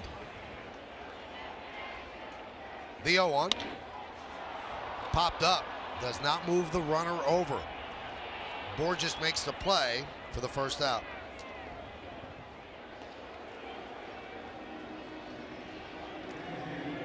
So staying with Andres. And here's Greg Bird, who has struck out twice against Andres.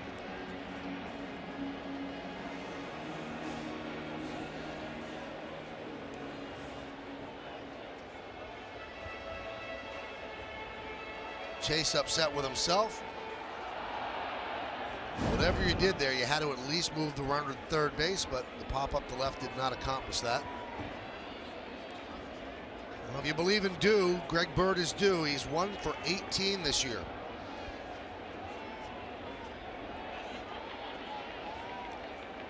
Castro leads off second.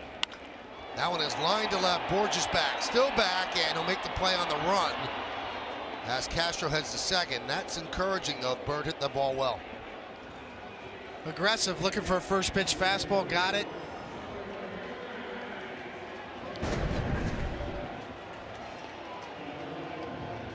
Middle away, Andres throwing a lot of strikes on the first pitches. Bird looking for it, got it, hit it well.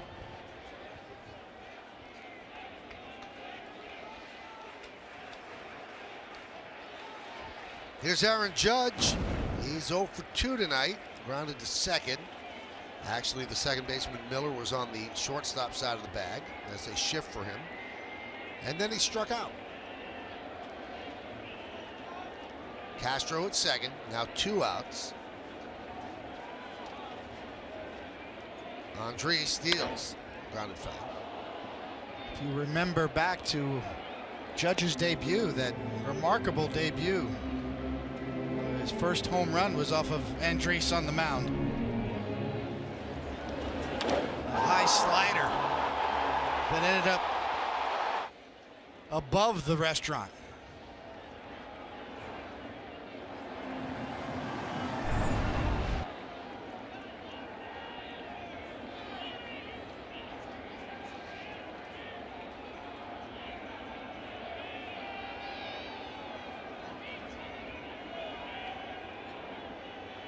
The 0-1.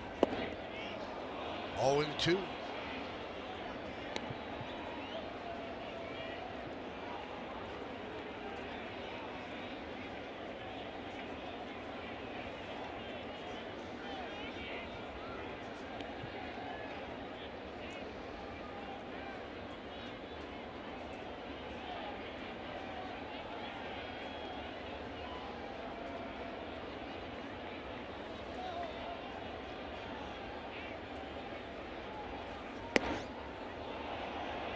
One and two.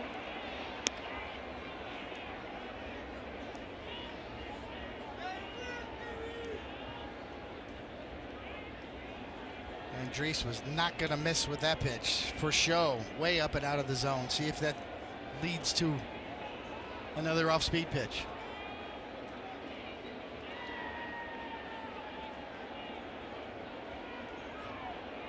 Working from the first base side of the rubber. Chopped to third. Longoria and Logan Morrison with the scoop to retire the side. So the leadoff double by Castro goes wasted. No run to hit. One man left. We take it to the 7th. 2-1 Rays.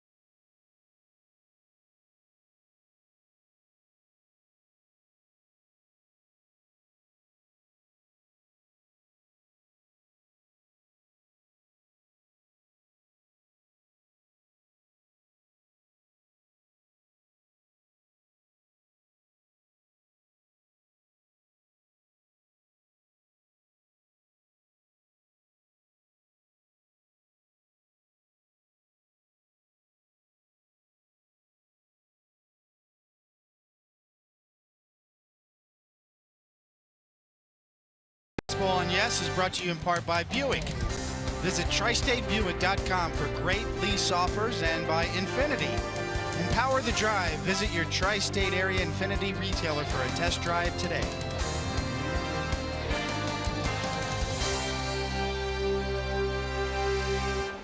Well, Andres bore down, gave it the leadoff double, and got the next 3 to keep the Rays in the lead 2-1. So we'll go to the 7th on the Cadillac scoreboard. Each team with 5 hits, and the Rays are up by 1 run. And Luis Severino still out there to start the 7th. And Logan Morrison will lead off.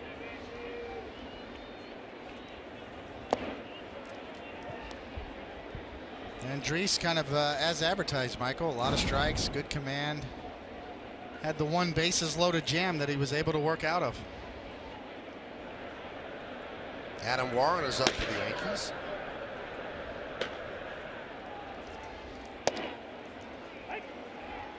.97 miles an hour here in the 7th inning.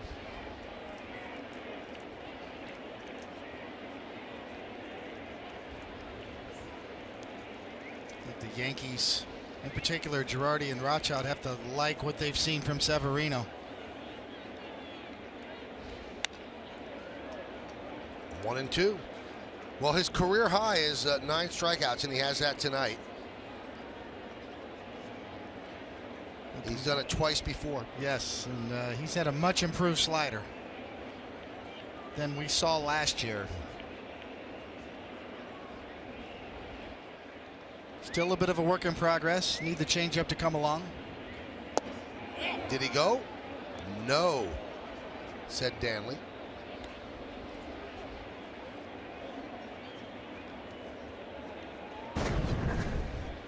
Boy, good pitch. Could have easily been called. That's right on the borderline.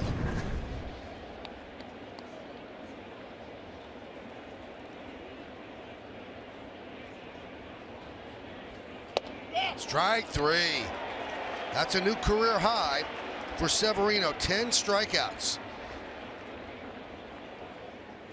He has struck out his last 4 outs. Right on cue. We asked for the changeup, and here it is. Maybe he didn't want to throw it on the inside corner, but it locks up Morrison. As you see, it does shave the inside corner. And a strike to Robertson. So Severino, 23 years old, youngest Yankee with 10 strikeouts since Sam Militello. Remember that name, Yankee fans? He did it against Oakland in '92, and he was 22 years old in 268 days. So Sevy's the youngest since then.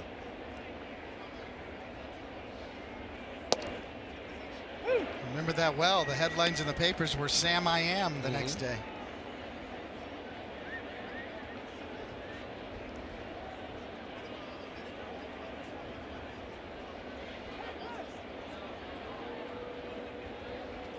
So he gets 2 quick strikes on Robertson, who was one of the strikeout victims. He's 0 for 2. The strikeout looking, and then a fly ball to center. The 1-2. Swing and a miss. 11 strikeouts for Severino.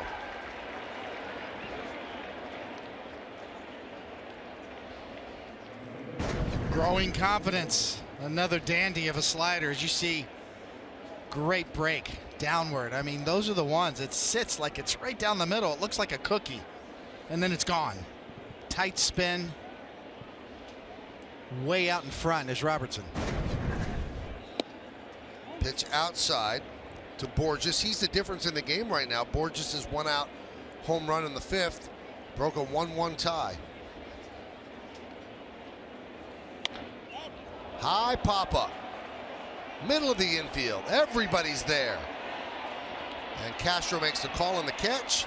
And a 1-2-3 top of the 7th inning for Luis Severino. At the end of 6.5 innings of play. Get up and stretch. It's the Rays 2 and the Yankees 1, but we're going to stay right here and honor America in the Bronx.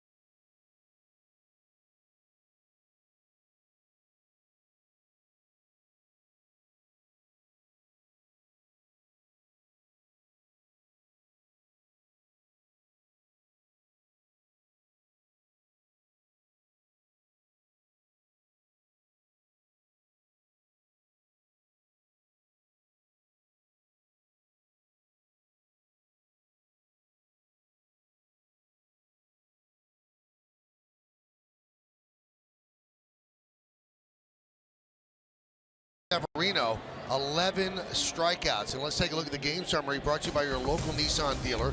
2-5-0 for Tampa Bay, 1-5-0 Yankees. Andres, 6 innings, 5 hits, 1 run, 3 walks, 5 strikeouts.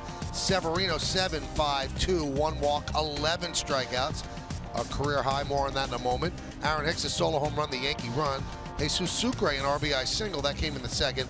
Borges, a solo home run in the 5th. That's the difference in the game. Now, the 11 strikeouts, that makes Severino the youngest Yankee pitcher to have 11 strikeouts since Romine with a fly ball to right against Erasmo Ramirez, 1 pitch, 1 out, since Al Leiter in 1988 against Toronto. Here's the numbers on Ramirez. This will be his 4th game, so he's pitched 5 1/3, 3 hits, a walk, and 3 strikeouts. A young Al Leiter on April 14th, 1988. Cadillac scoreboard 2-1. Tampa Bay over the Yanks. Here is Ronald Torreyes. Ramirez works out of the stretch without anybody on, and the count 1-0. A big finish for Severino, too, striking out 5 of the last 7 batters that he faced to get to 11.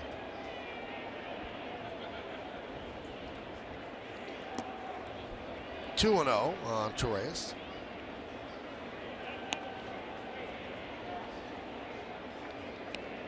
And as you mentioned, David, he did all of that, and as far as we could tell, very few changeups, which is going to be the next step for him.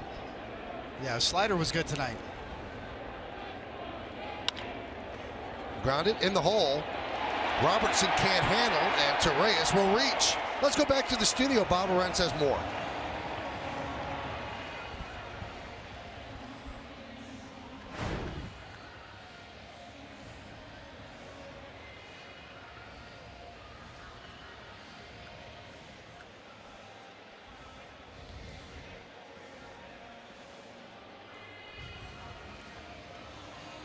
A perennial MVP candidate, that could be a big blow, and he has been bothered by it since 2 months now, since spring training, really. Well, with that base hit for Torreyes, that's the way it scored. They're going to bring in the lefty, the lone lefty in the bullpen, Cedeno, to face Ellsbury when we get back.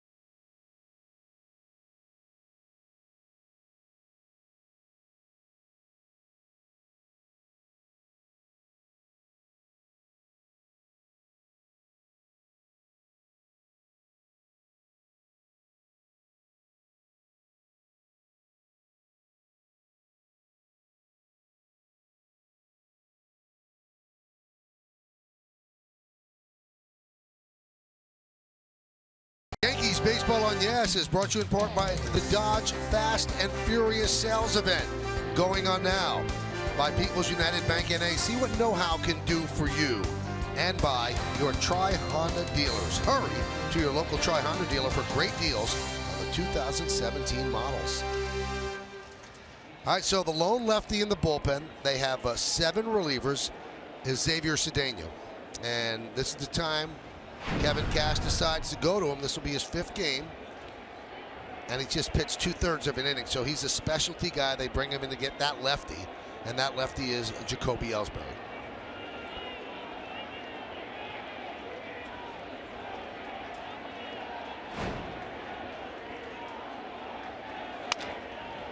Grounded to second base. Let's see if they turn 2. There's 1. That's all they'll get.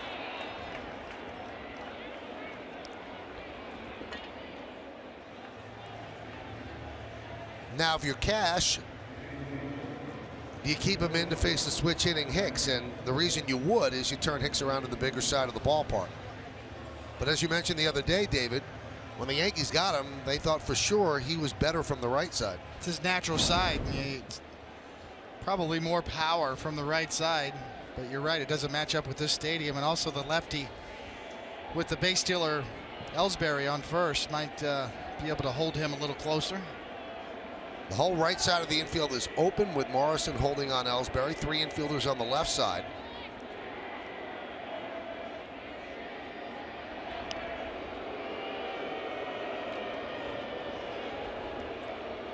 Ironically, from his natural side, he struggled against lefties last year. 161. He had a 272 average against lefties in the previous 3 seasons with the Twins.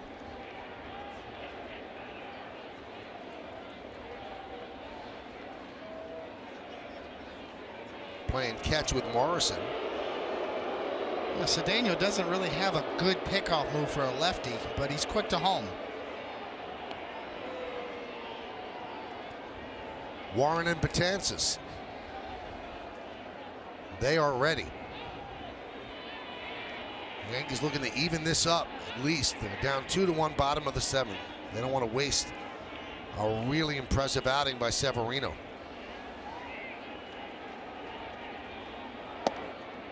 A strike to Hicks.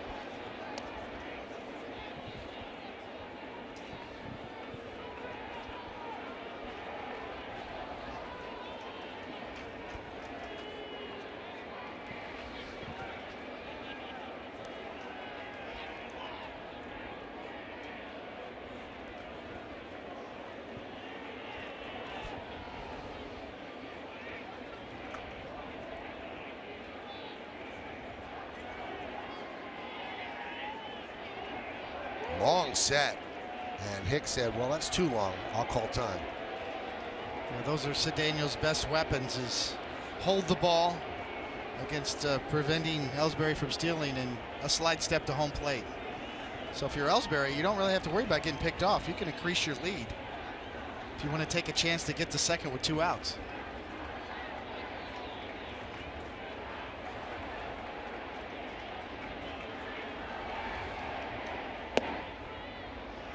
One and one.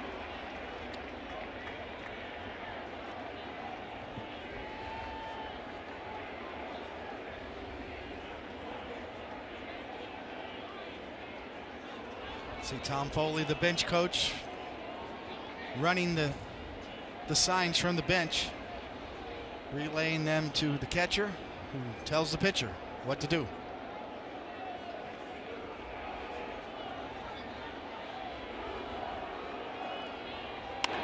Driven deep to left field.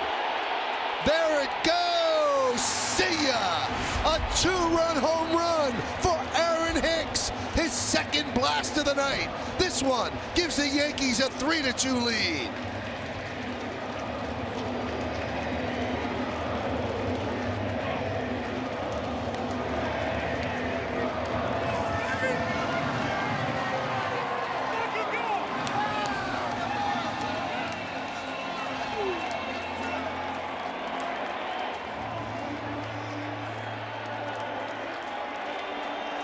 So he plays the big part of the ballpark, plays the percentages from last year, plays against career percentages, and it bites Cash as Hicks goes yard, his second home run of the game.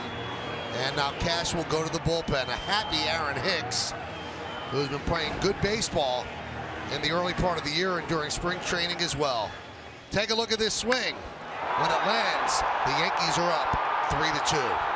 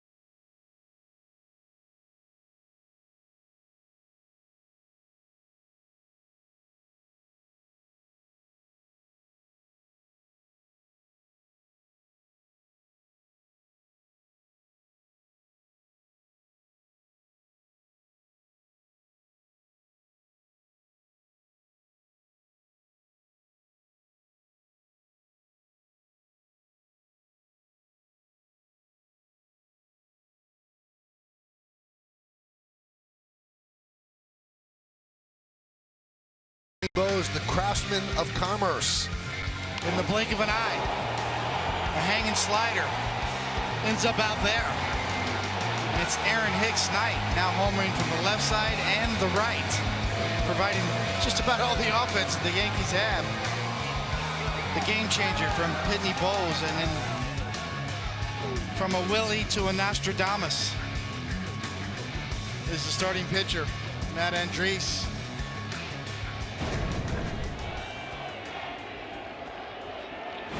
Tommy Hunter against Matt Holliday, who swings and misses.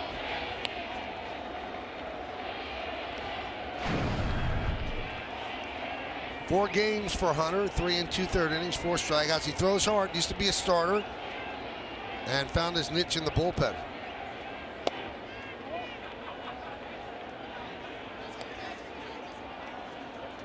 It's the old joke in the paper, Michael, is, you know, you pick up the paper tomorrow and you see a W by your name is Willie. If you're a pitcher, it means you won the game. If it's an ND, not so great. If it's L, it's a Larry.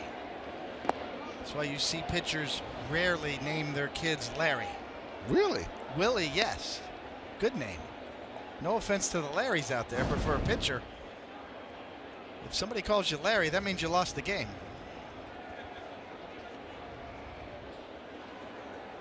The things you learn.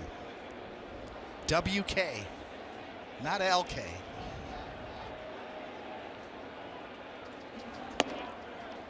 Two and 2 on Holliday, who's 0 for 2 with a walk.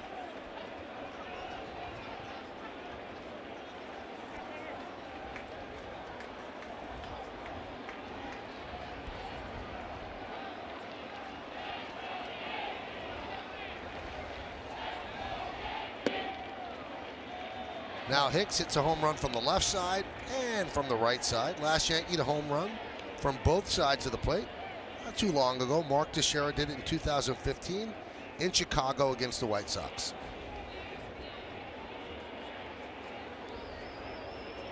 And the 3-2. Chop to third, Longoria.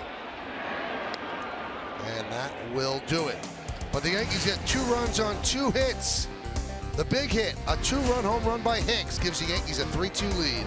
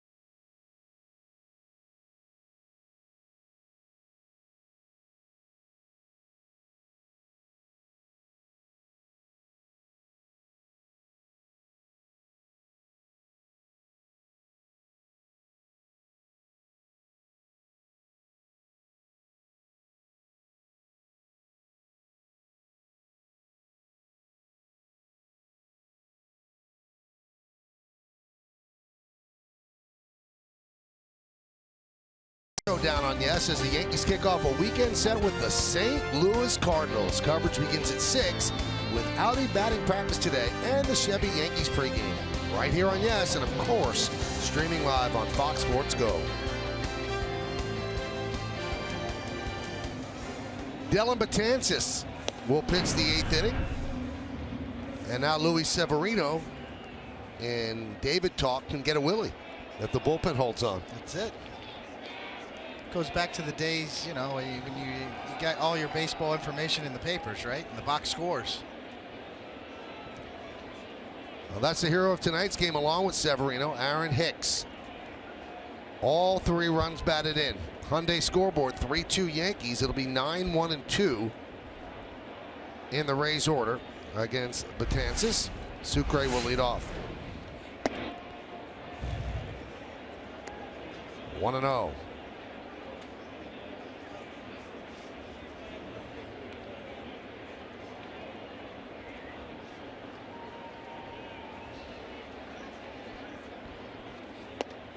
There's a strike. 99 miles an hour. So here's the line on Severino. 7 innings, 5 hits, 2 runs, 1 walk, and 11 strikeouts. A career high for Luis Severino.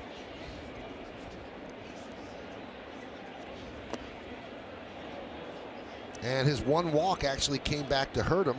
He walked Morrison, who came around to score in the 2nd inning. That was his only free pass.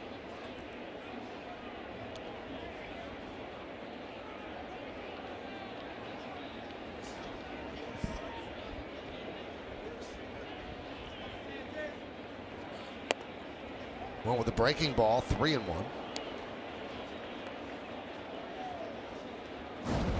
Severino especially tough on Miller, the second baseman. 3 strikeouts against him. He got Kiermaier twice, Souza twice, and Robertson twice.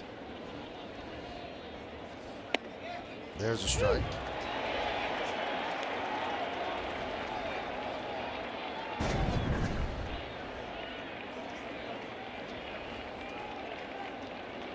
Top of the strike zone at best. Well, the Rays disagree. That's above the strike zone. And the 3-2. Missed outside. Leadoff walk.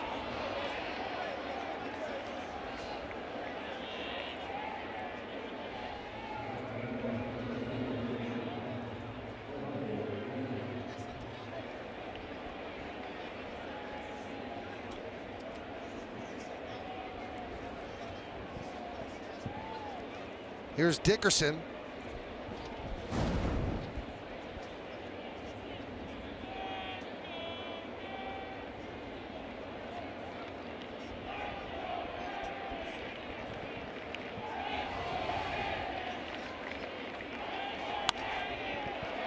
Scooped into left center field. It should be a base hit. Sucre will go to third. The throw comes into second. So a base hit for Dickerson, and just like that, Betances in big trouble. First and third, and nobody out here in the 8th.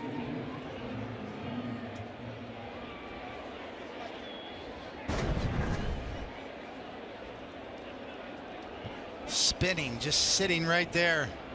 Dickerson just fights it off. That's probably, in the early going, been the bugaboo for Betances. His normally unhittable curveball has kind of stayed up quite a bit. Here's Kevin Kiermaier. 0 for 3 against Severino with 2 strikeouts.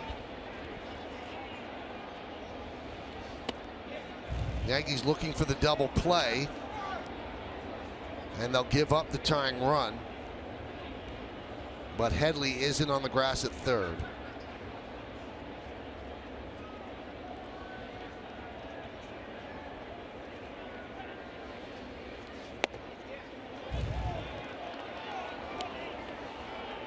Count 2-0.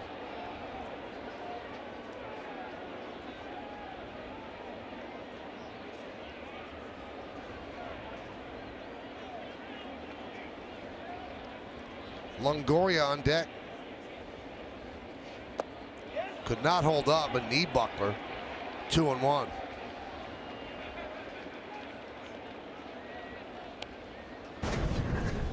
.20 fastball? No. Down and in. Kiermaier guessing and guessing wrong.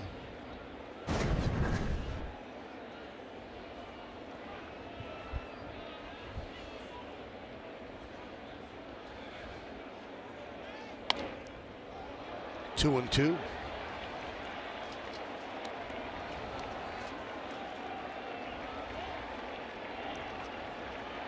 Betances has not pitched since Sunday against the Orioles. Looking for strikeout here. The dangerous Longoria on deck.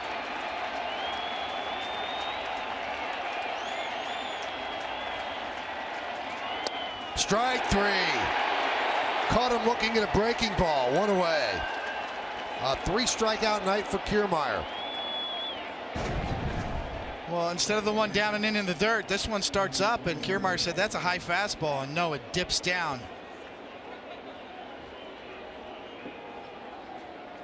Good view from the side on the height, just below the letters.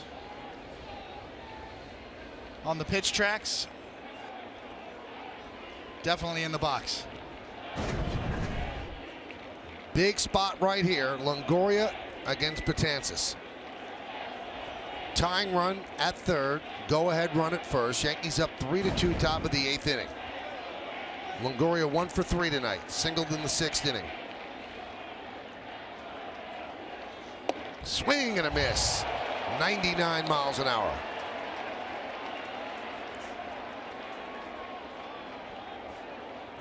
Two for 13 against Betances. Hits the ball hard, doesn't run that well. A good double play candidate. BO1. Buzzed him up and in. 100 miles an hour. And as usual, Dellin with a little peek at the scoreboard, so he knows exactly what his velocity is.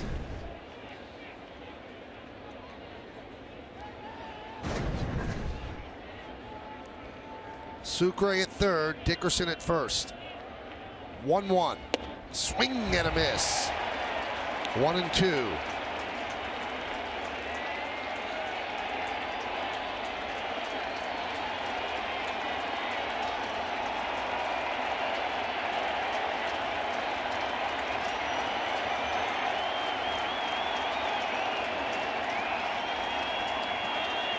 And the pitch. Strike three. Got him with the breaking ball. Just froze him. 2 away.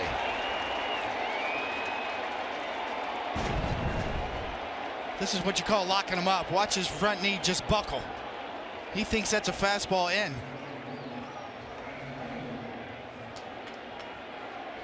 We've seen Dellin Betances pitch himself into trouble and pitch himself out of trouble. He's got the ability to save himself. Not out of the woods yet. The dangerous Bill Miller, cleanup hitter for the Rays. He's at the plate. Swing and a miss. 0-1. Brad Miller's not had a good night. He's 0 for 3 with 3 strikeouts.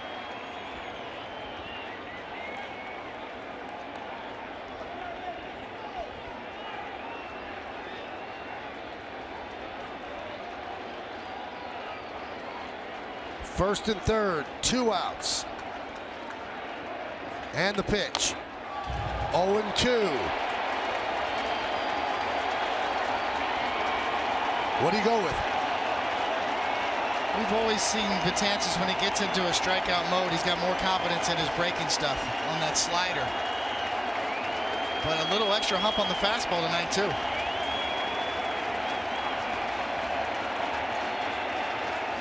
The 0-2. 1 breaking ball, 1-2.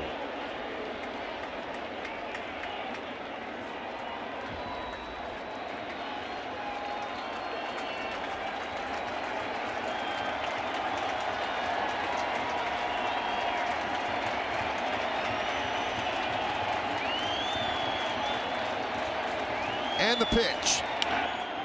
Stays alive.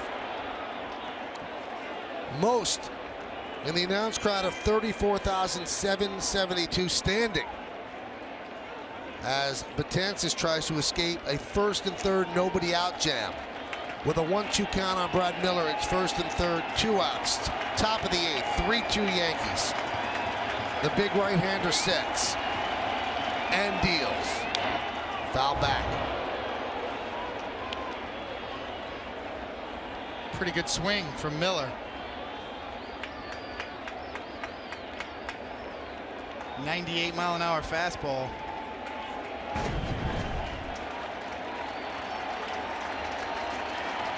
Fouled straight back. chopped slowly.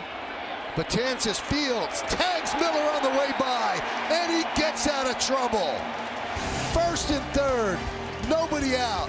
Lead hanging in the balance. Strikeout, soft ground ball. We go to the bottom of the 8th.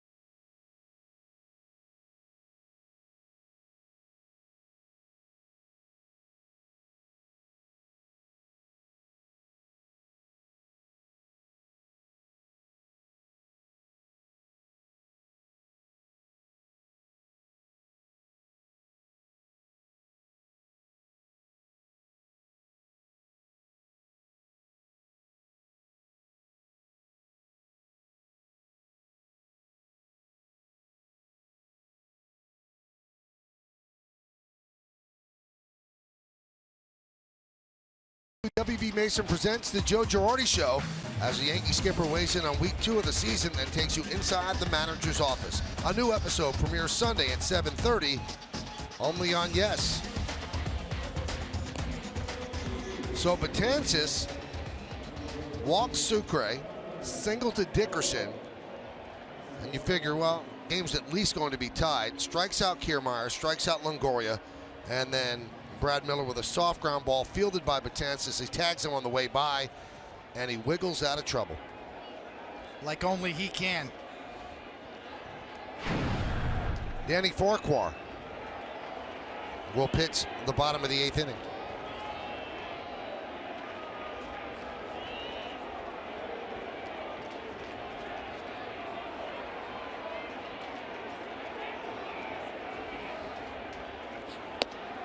Castro takes outside. Now, how difficult was it to work out of that without giving up a run? Well, let's just go back to 2016, last full season that we could deal with. When you have first and third and nobody out, you score at least one run 94% of the time. So that was one of the 6%. Hyundai scoreboard, 3-2 Yankees over the Rays. And factor in also Evan Longoria, their best hitter in the top of the lineup. 2-1 on Castro. Castro doubled his last time up. He's 1 for 3. The double is 12th hit of the year. Aroldis Chapman up in the bullpen.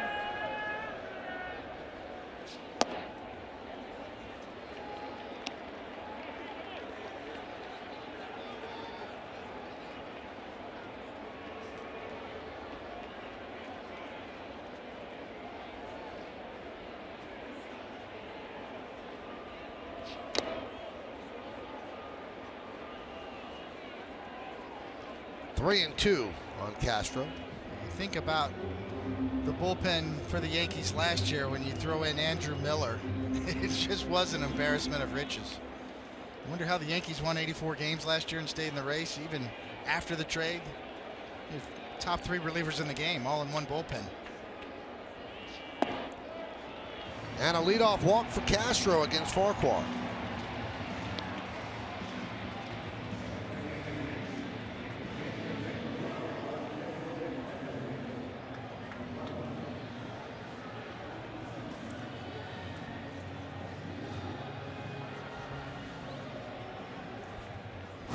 Here's Chase Headley. Chase 1 for 3 tonight.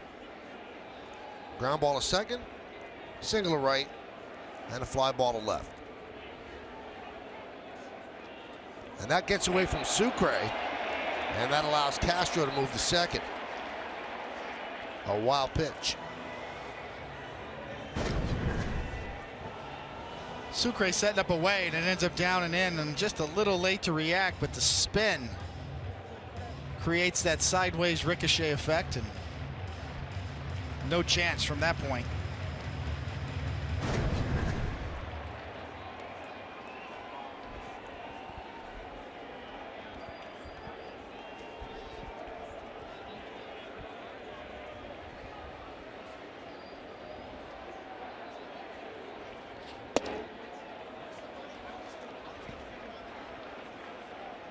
Two and 0.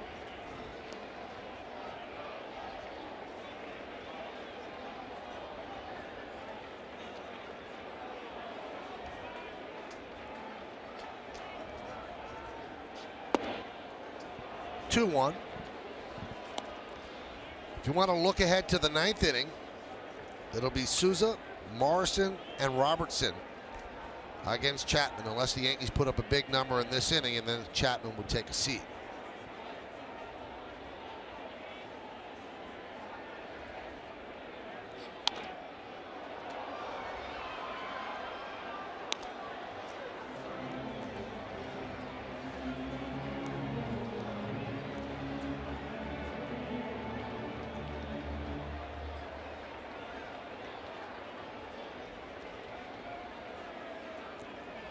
Two balls, two strikes.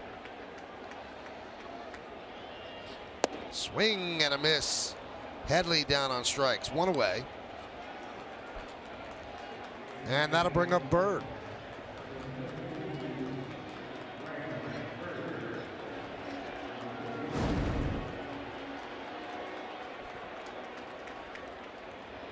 Greg's 0 for 3. Last time up, though, hit the ball well to left. Always a good sign going the other way. They have the shift on, 3 infielders on the right side. Drops a breaking ball in for a strike.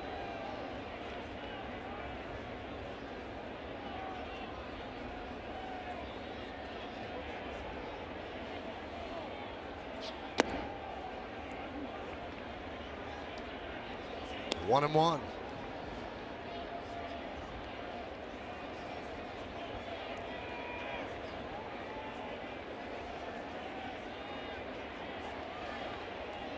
Runner at second, one out. 1 and 2. Well, Farquhar's tough. He's got 3 pitches, mid-90s fastball, a changeup in the mid-80s, and a curveball in the mid-70s. Best year was with Seattle back in 2014.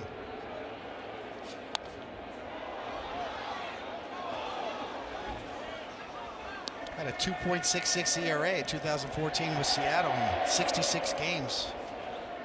81 strikeouts in 71 innings. He's always been a strikeout guy with a big arm.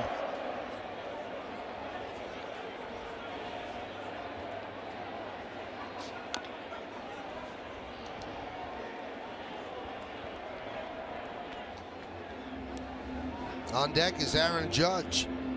Sucre wants to talk with Farquhar.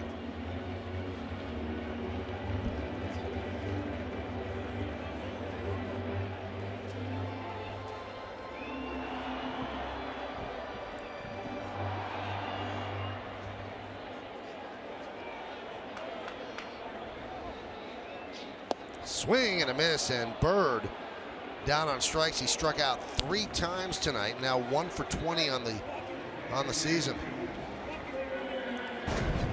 Another good changeup, as you see there, the circle change grip. Looks like it's coming down the middle and just dives and fades down and away, and Bird's over the top. Ah, the good old days of the intentional walk. They just pointed to Aaron Judge and said, take first base. So you didn't have to throw 4 to the catcher, the new rule this year, so an intentional walk to Judge.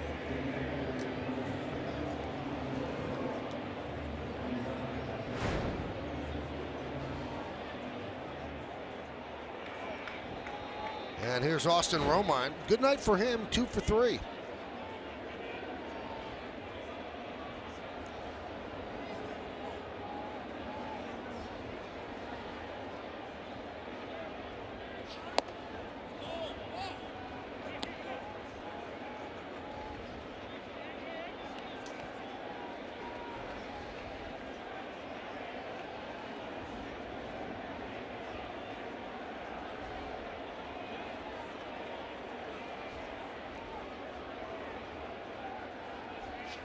Swing and a miss.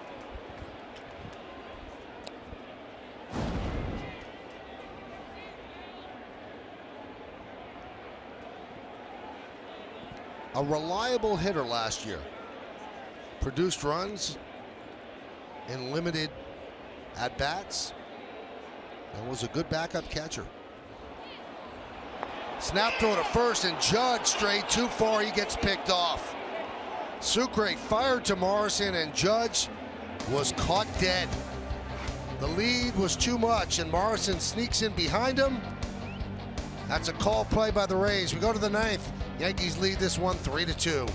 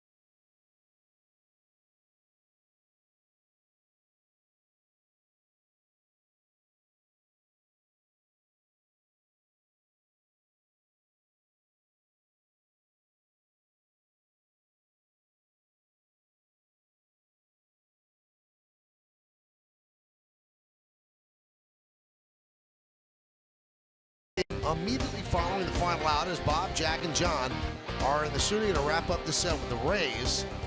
Meredith will work the clubhouse, plus a look ahead to the weekend series with the Cardinals. Starts tomorrow night. It's only on Yes.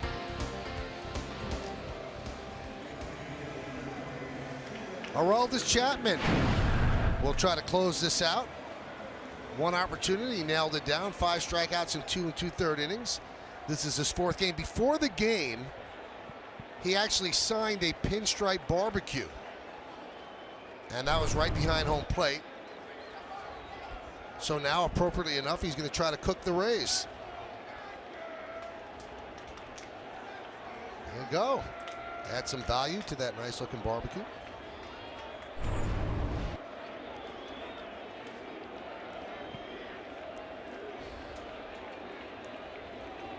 Here's Souza.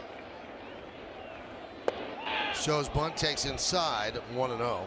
I wouldn't imagine that he'd be very easy to bunt.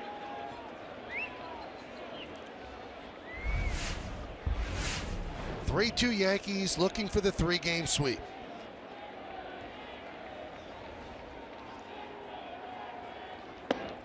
Outside, 2-0.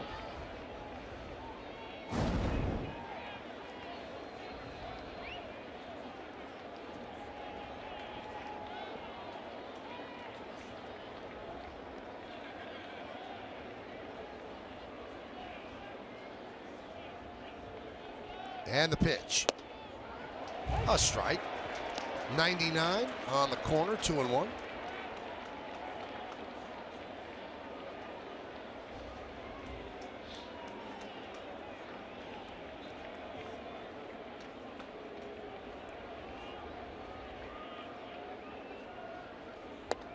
His season started with the Yankees last year, then traded to the Cubs. Helped the Cubs break a 108-year curse, win the World Series, became a free agent, spurned larger offers from elsewhere, wanted to re-sign with the Yankees, and signed a 5-year deal.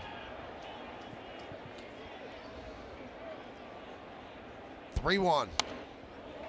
3-2. The two relievers that started in the Yankee bullpen had a major outcome on the World Series. Andrew Miller and this guy. And both of them did their jobs, affecting the balance of power. And both trades served their purpose for the Yankees, loading their farm system with prospects. The 3-2. Swing and a miss. Could not hold up on 100 upstairs. One away. 14 Rays have struck out. It's easy to say, hey, I swung a ball forward. You got to start it early to hit 100 miles an hour.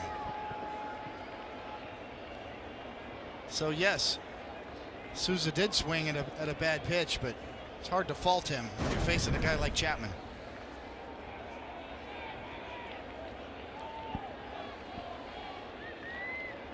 Here's Logan Morrison.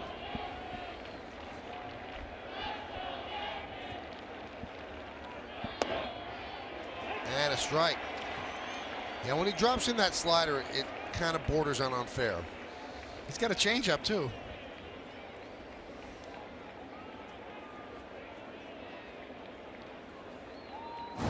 Joe Girardi has said he's probably the best athlete on the team. Can lift the most weight.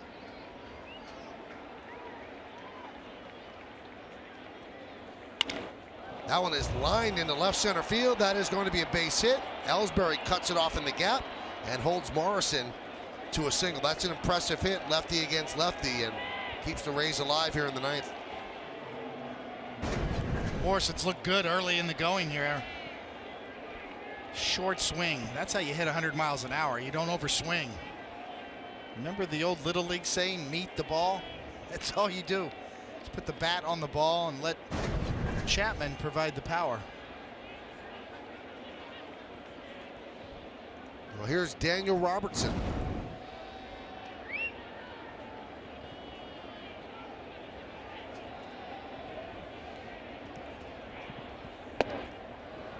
And a strike, 1-0-1.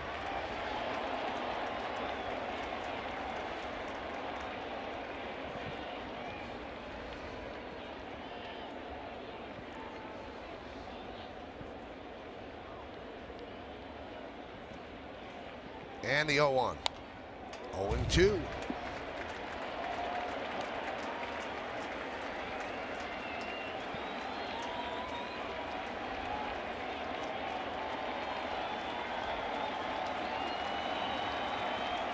Chapman brings different meaning to 3D pitching. Triple digits. That's his specialty.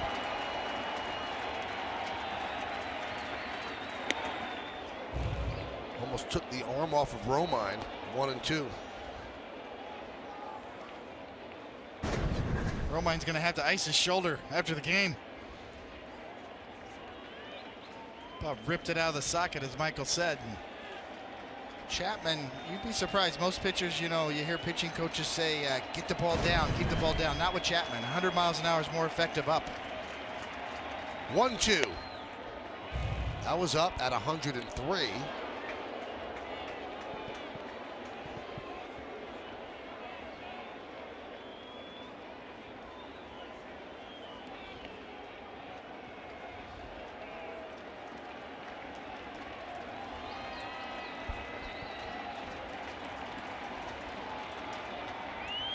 Morrison was leaning. I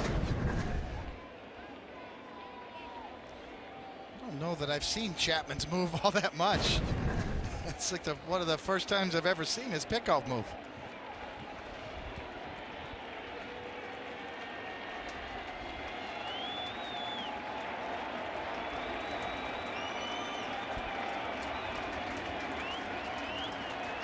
Two. Foul back to the screen.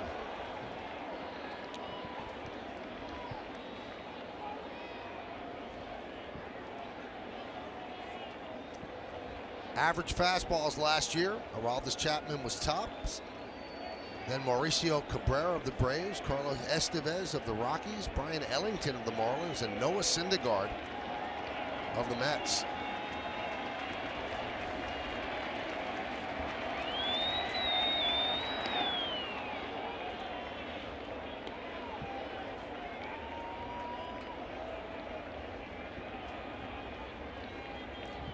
Severino started 7 solid, 1 walk, 11 strikeouts. Betances pitched the 8th, ringing up 2 strikeouts.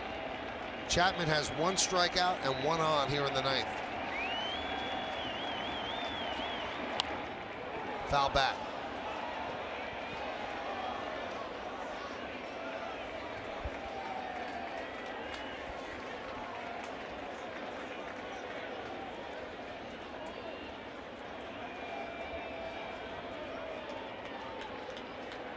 Chapman shaking off Romine that last pitch to get to that slider that was right there that Robertson just missed.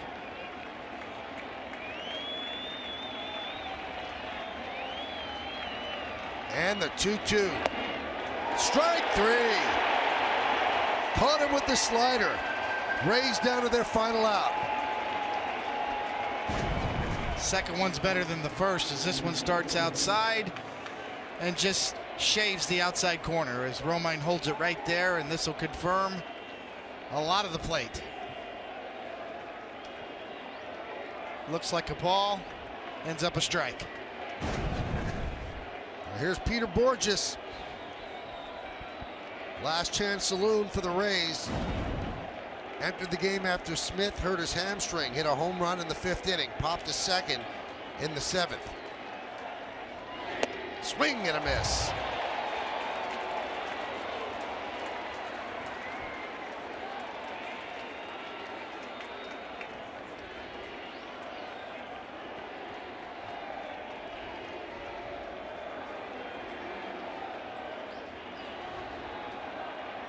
The 0-1.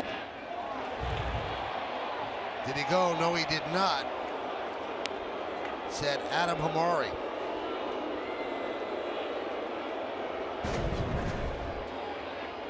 From the side. Right on the borderline.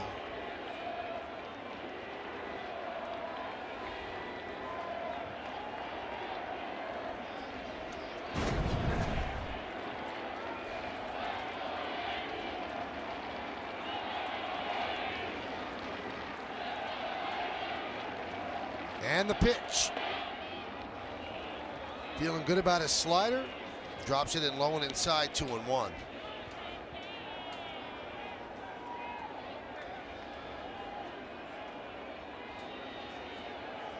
Something we saw Chapman work on quite a bit in spring training. Didn't think much of it, but obviously he's trying to incorporate that pitch more than we've seen in the past. 2-1. And the Rays are down to their final strike.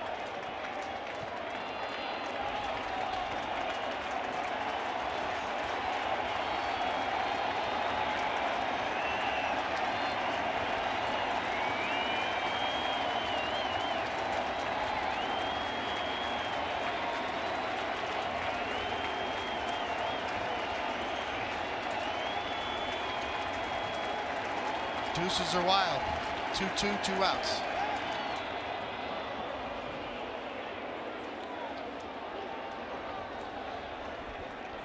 Remember, Chapman was signed by the Reds to be a starter.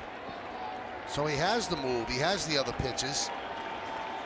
But once they use him in the bullpen, they said, maybe this is the place for him. And he's been there ever since.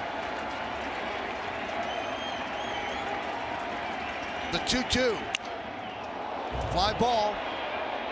Left center. Hicks is there. And the Yankees win 3-2. And they sweep the Tampa Bay Rays. Aaron Hicks, the hero in this one, at least offensively with the 2 home runs. And with the victory, Luis Severino gets his first victory as a starter since September 27, 2015. All last year couldn't get it done, but today he showed a little something with the 11 strikeouts, and that was an impressive performance, David. It really was, and he got rewarded for it too. Because Aaron Hicks, that guy right there, made him a Willie instead of a Larry. So it's nice to pitch well. It's also nice to get validated. The Yankees get the sweep. The sweep turns a 2-4 team into a 5-4 team. We're going to throw back to the studio.